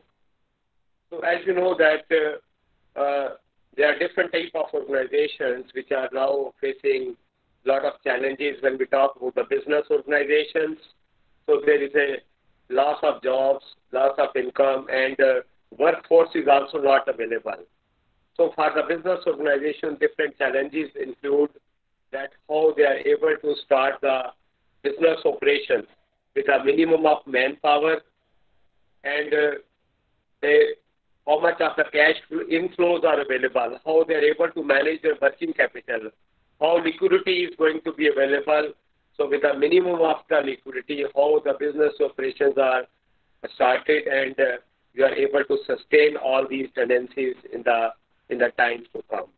Another is the manpower management, that is safety of the people, the well-being of the people working therein, that is becoming more important, how to work with a lesser number of people and ensuring social distancing and the well-being of the people, their mental well-being, their physical well-being at the same time. Similarly, maintaining the adequate flow of communication, so that in case there are barriers in communication, the communication channels are affected, then it means there will be a lot of uncertainty. So thanks to the communication network, thanks to the technology, so that we are being able to reach out to the unreachables in the different sectors of the economy, whether they are the consumers, whether these are the students. So for the business organizations, of course, every government is doing a lot in North America and India also. Government of India has taken a large number of measures which include the MSMEs, the small business enterprises, the tiny enterprises, the small entrepreneurs.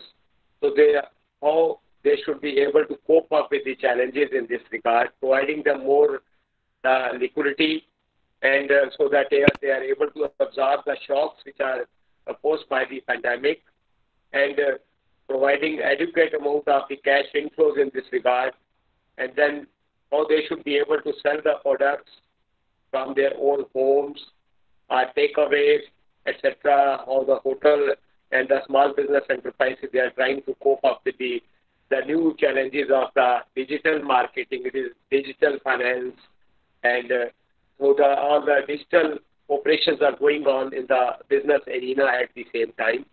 So I will like to give some of the examples from the business world at the same time. So just like in Punjab, in the state of India, so and just like other states also, where the labor migration has taken place, and this is the harvesting season for the rice, and so not much of the labor was available, so the local labor was hired, though they were paid little more, so they started working in the fields in one go, and they will be paid by the farmers, and in this way, there will be alternative cropping patterns. People are trying to have the cropping pattern to be quite different, whatever they were sowing earlier, so that is also undergoing massive changes in this regard.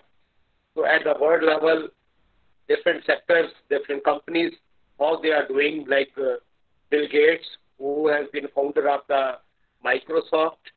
So, of course, though he has done very well in the business, recently he joined only as a director of the company of his own and not as a chairman. So he stepped down just to take over the social responsibilities, the one foundation, Melinda Gates Foundation, which he has formed.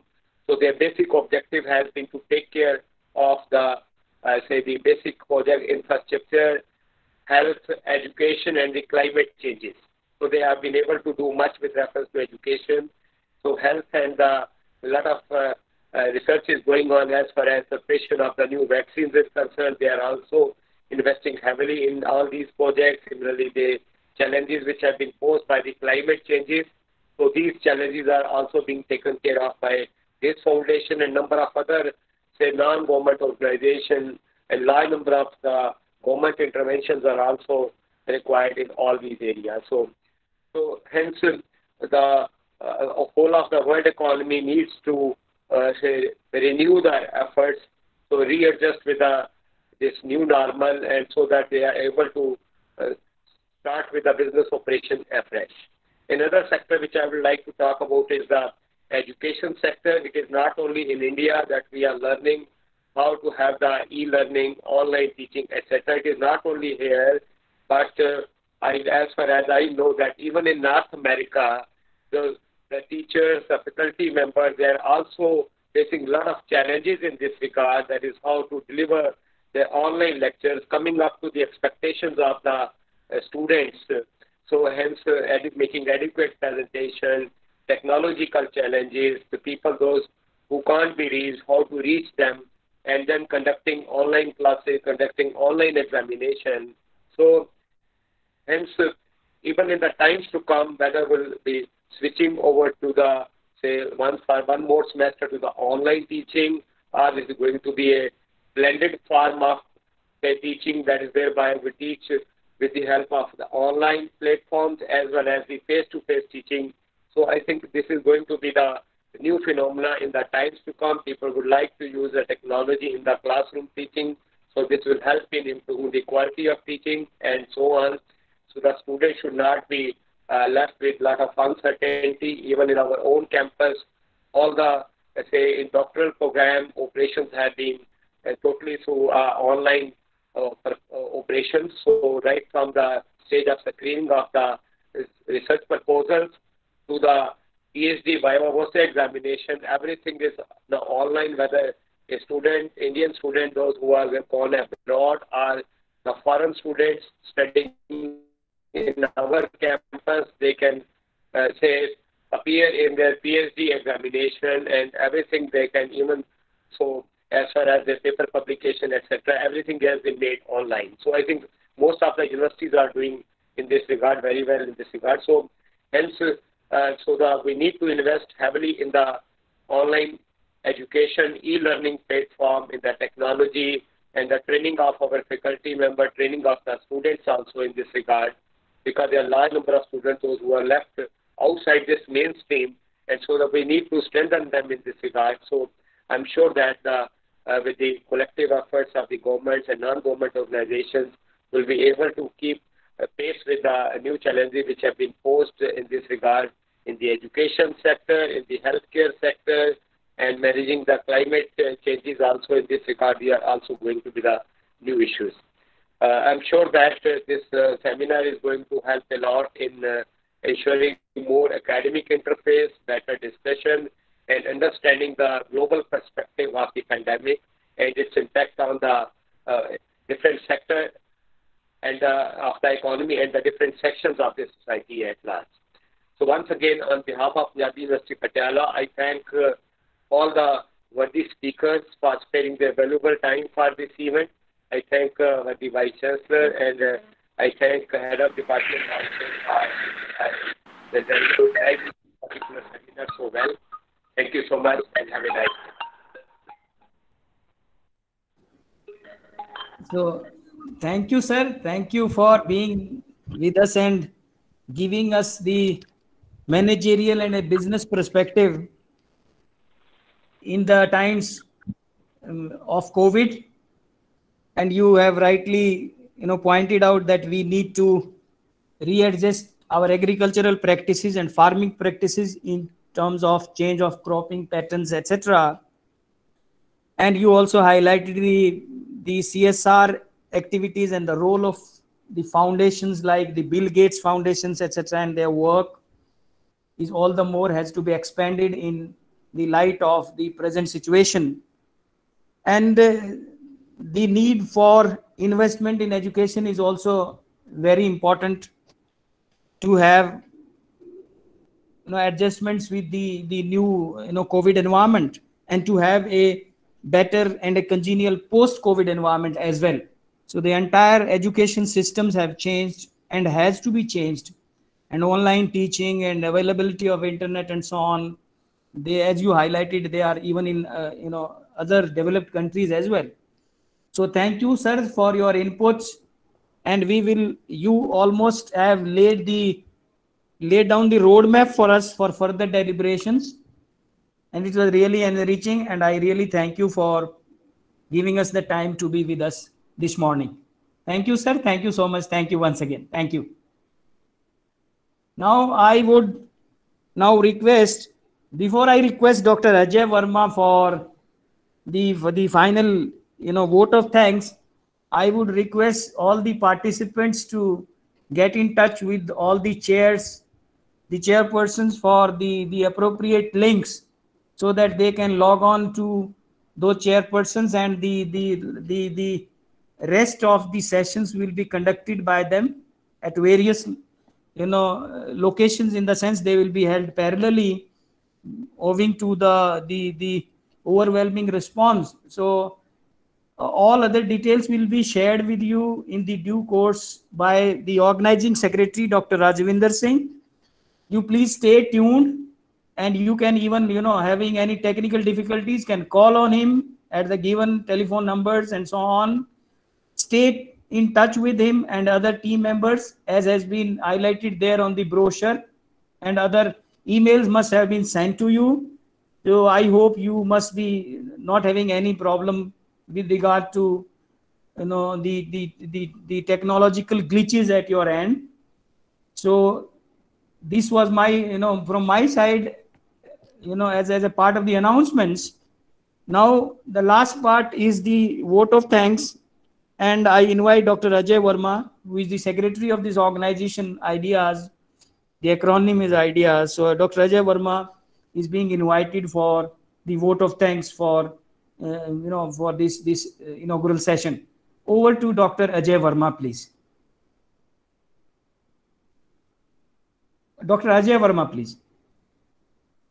Hello. Hello. Hello, हाँ जी sir, unmute कर लो Ajay Verma sir. हाँ, please. Ajay Verma sir, please unmute yourself. Okay, thank you. Well, thank you, Dr. D.P. Singh, Chair of the conference today, and good afternoon.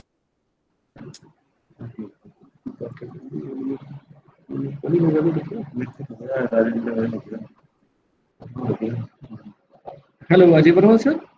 Sir, एक बार unmute करना पैना तो no. Ajay Verma sir. हाँ, unmute करो, unmute. Hello. एक minute, wait.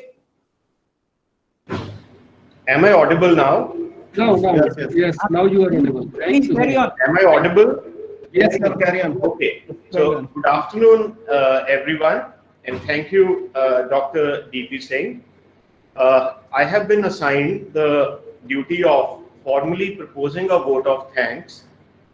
So, it is a matter of great pride and a proud privilege to propose a vote of thanks at the end of the first inaugural session of the first international online seminar on the topic ensuring certainty in uncertain times, coping with COVID-19 pandemic, being organized by Interdisciplinary Development for Education and Society in collaboration with the Department of Social Work, Punjabi University, Patiala.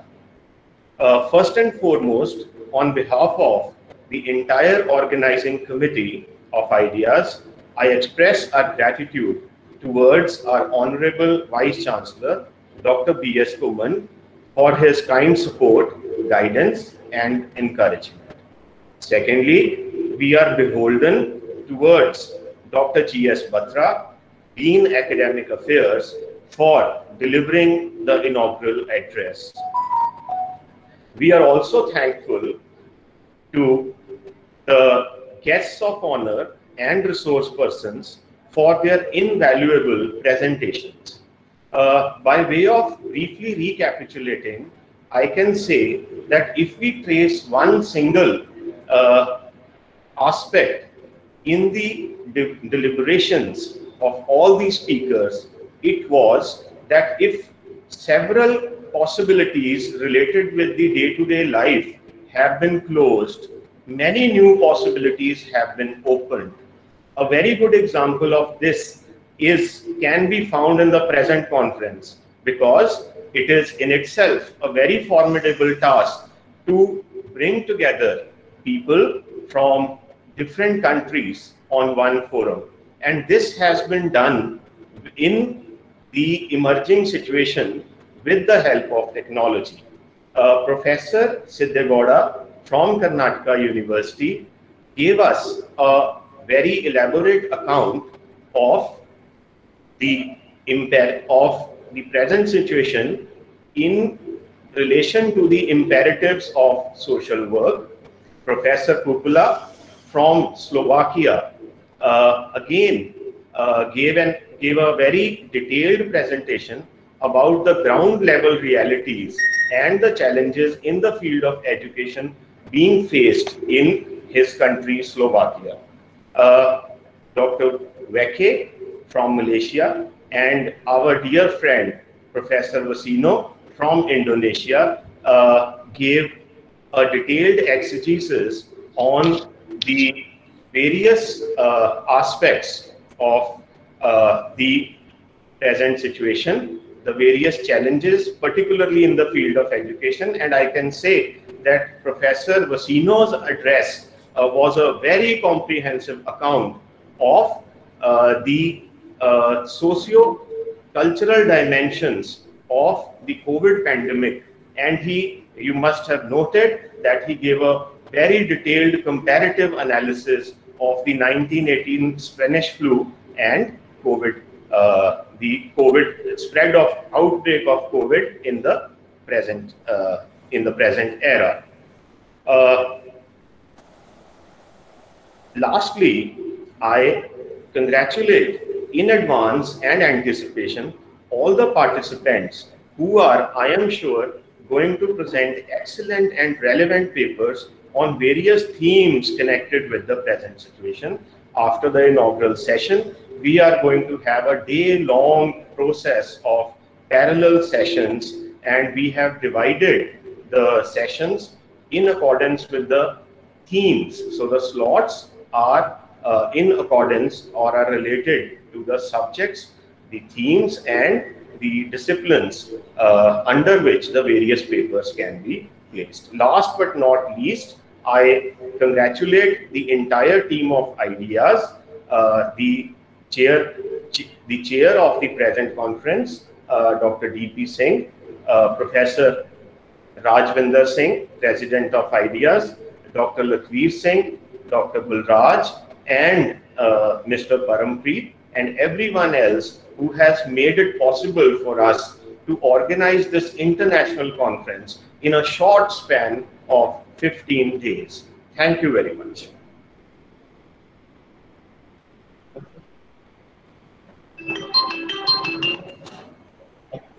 Hello. Yes, sir. Audible. Yes, sir, you are audible, sir. Yes, now it is for you to Rajvinder unmute. Rajvinder, ask Rajvinder. You please. Okay, sir. Okay, sir. Okay. You please carry on with this, Rajvinder. Okay, sir. Sir, please make appropriate announcements to the participants so that there is no confusion. Okay. Now all the participants can join their academic sessions. That the link already shared in your WhatsApp group. This is all from the inaugural session. Dr. D.P. Singh, Rajvinder has asked me to make some important announcements related with the program. So this is for everyone's information that after the inaugural session, you will please log on to your respective groups. The links have already been sent to you through the conveners of the various sessions and through the people who are going to chair the sessions. So we are going to have a number of parallel sessions related to various subjects and disciplines. So it is my request that immediately after we conclude the inaugural session, everyone should log on to the links provided to them through WhatsApp messages as per the schedule related to the time particularly. So if there is any confusion, you have already been given numbers. You can contact if there is a problem, if there are issues related to logging on, if there are issues related to some confusions, if you have any doubts, you can please get in touch with the number sent to you through our WhatsApp messages. So with this, we thank everyone for being part of the inaugural session, and let's move on to our technical sessions after this. Thank you very much. If there is anything else, Dr. D.P. Singh, you can please continue. No, I will only request the chairpersons to kindly take over the responsibility, because the chairpersons have already been sent the link. No, they have been asked to send the link to the participants and the delegates. So basically, I request the chairpersons to kindly carry on the proceedings at their end now. Thank you, sir. Thank you. This is what I understood. You please, please coordinate with the chairpersons, please. Yeah, we are going to start the session. Thank you so much, sir. Okay, sir. Please coordinate. Thank you so much. Participants can leave this meeting. This is all from an inaugural session. Stay home, stay safe. Thank you. Thank you all. Thank you. Thank you. Bye. Thank you.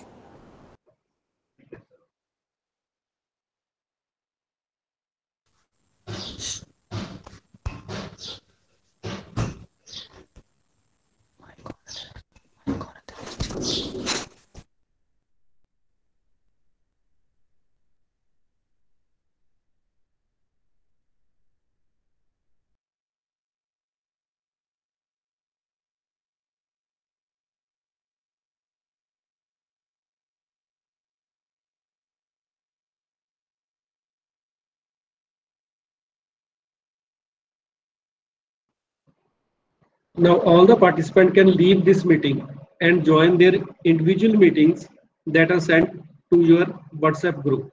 Thank you. Thank you all of you.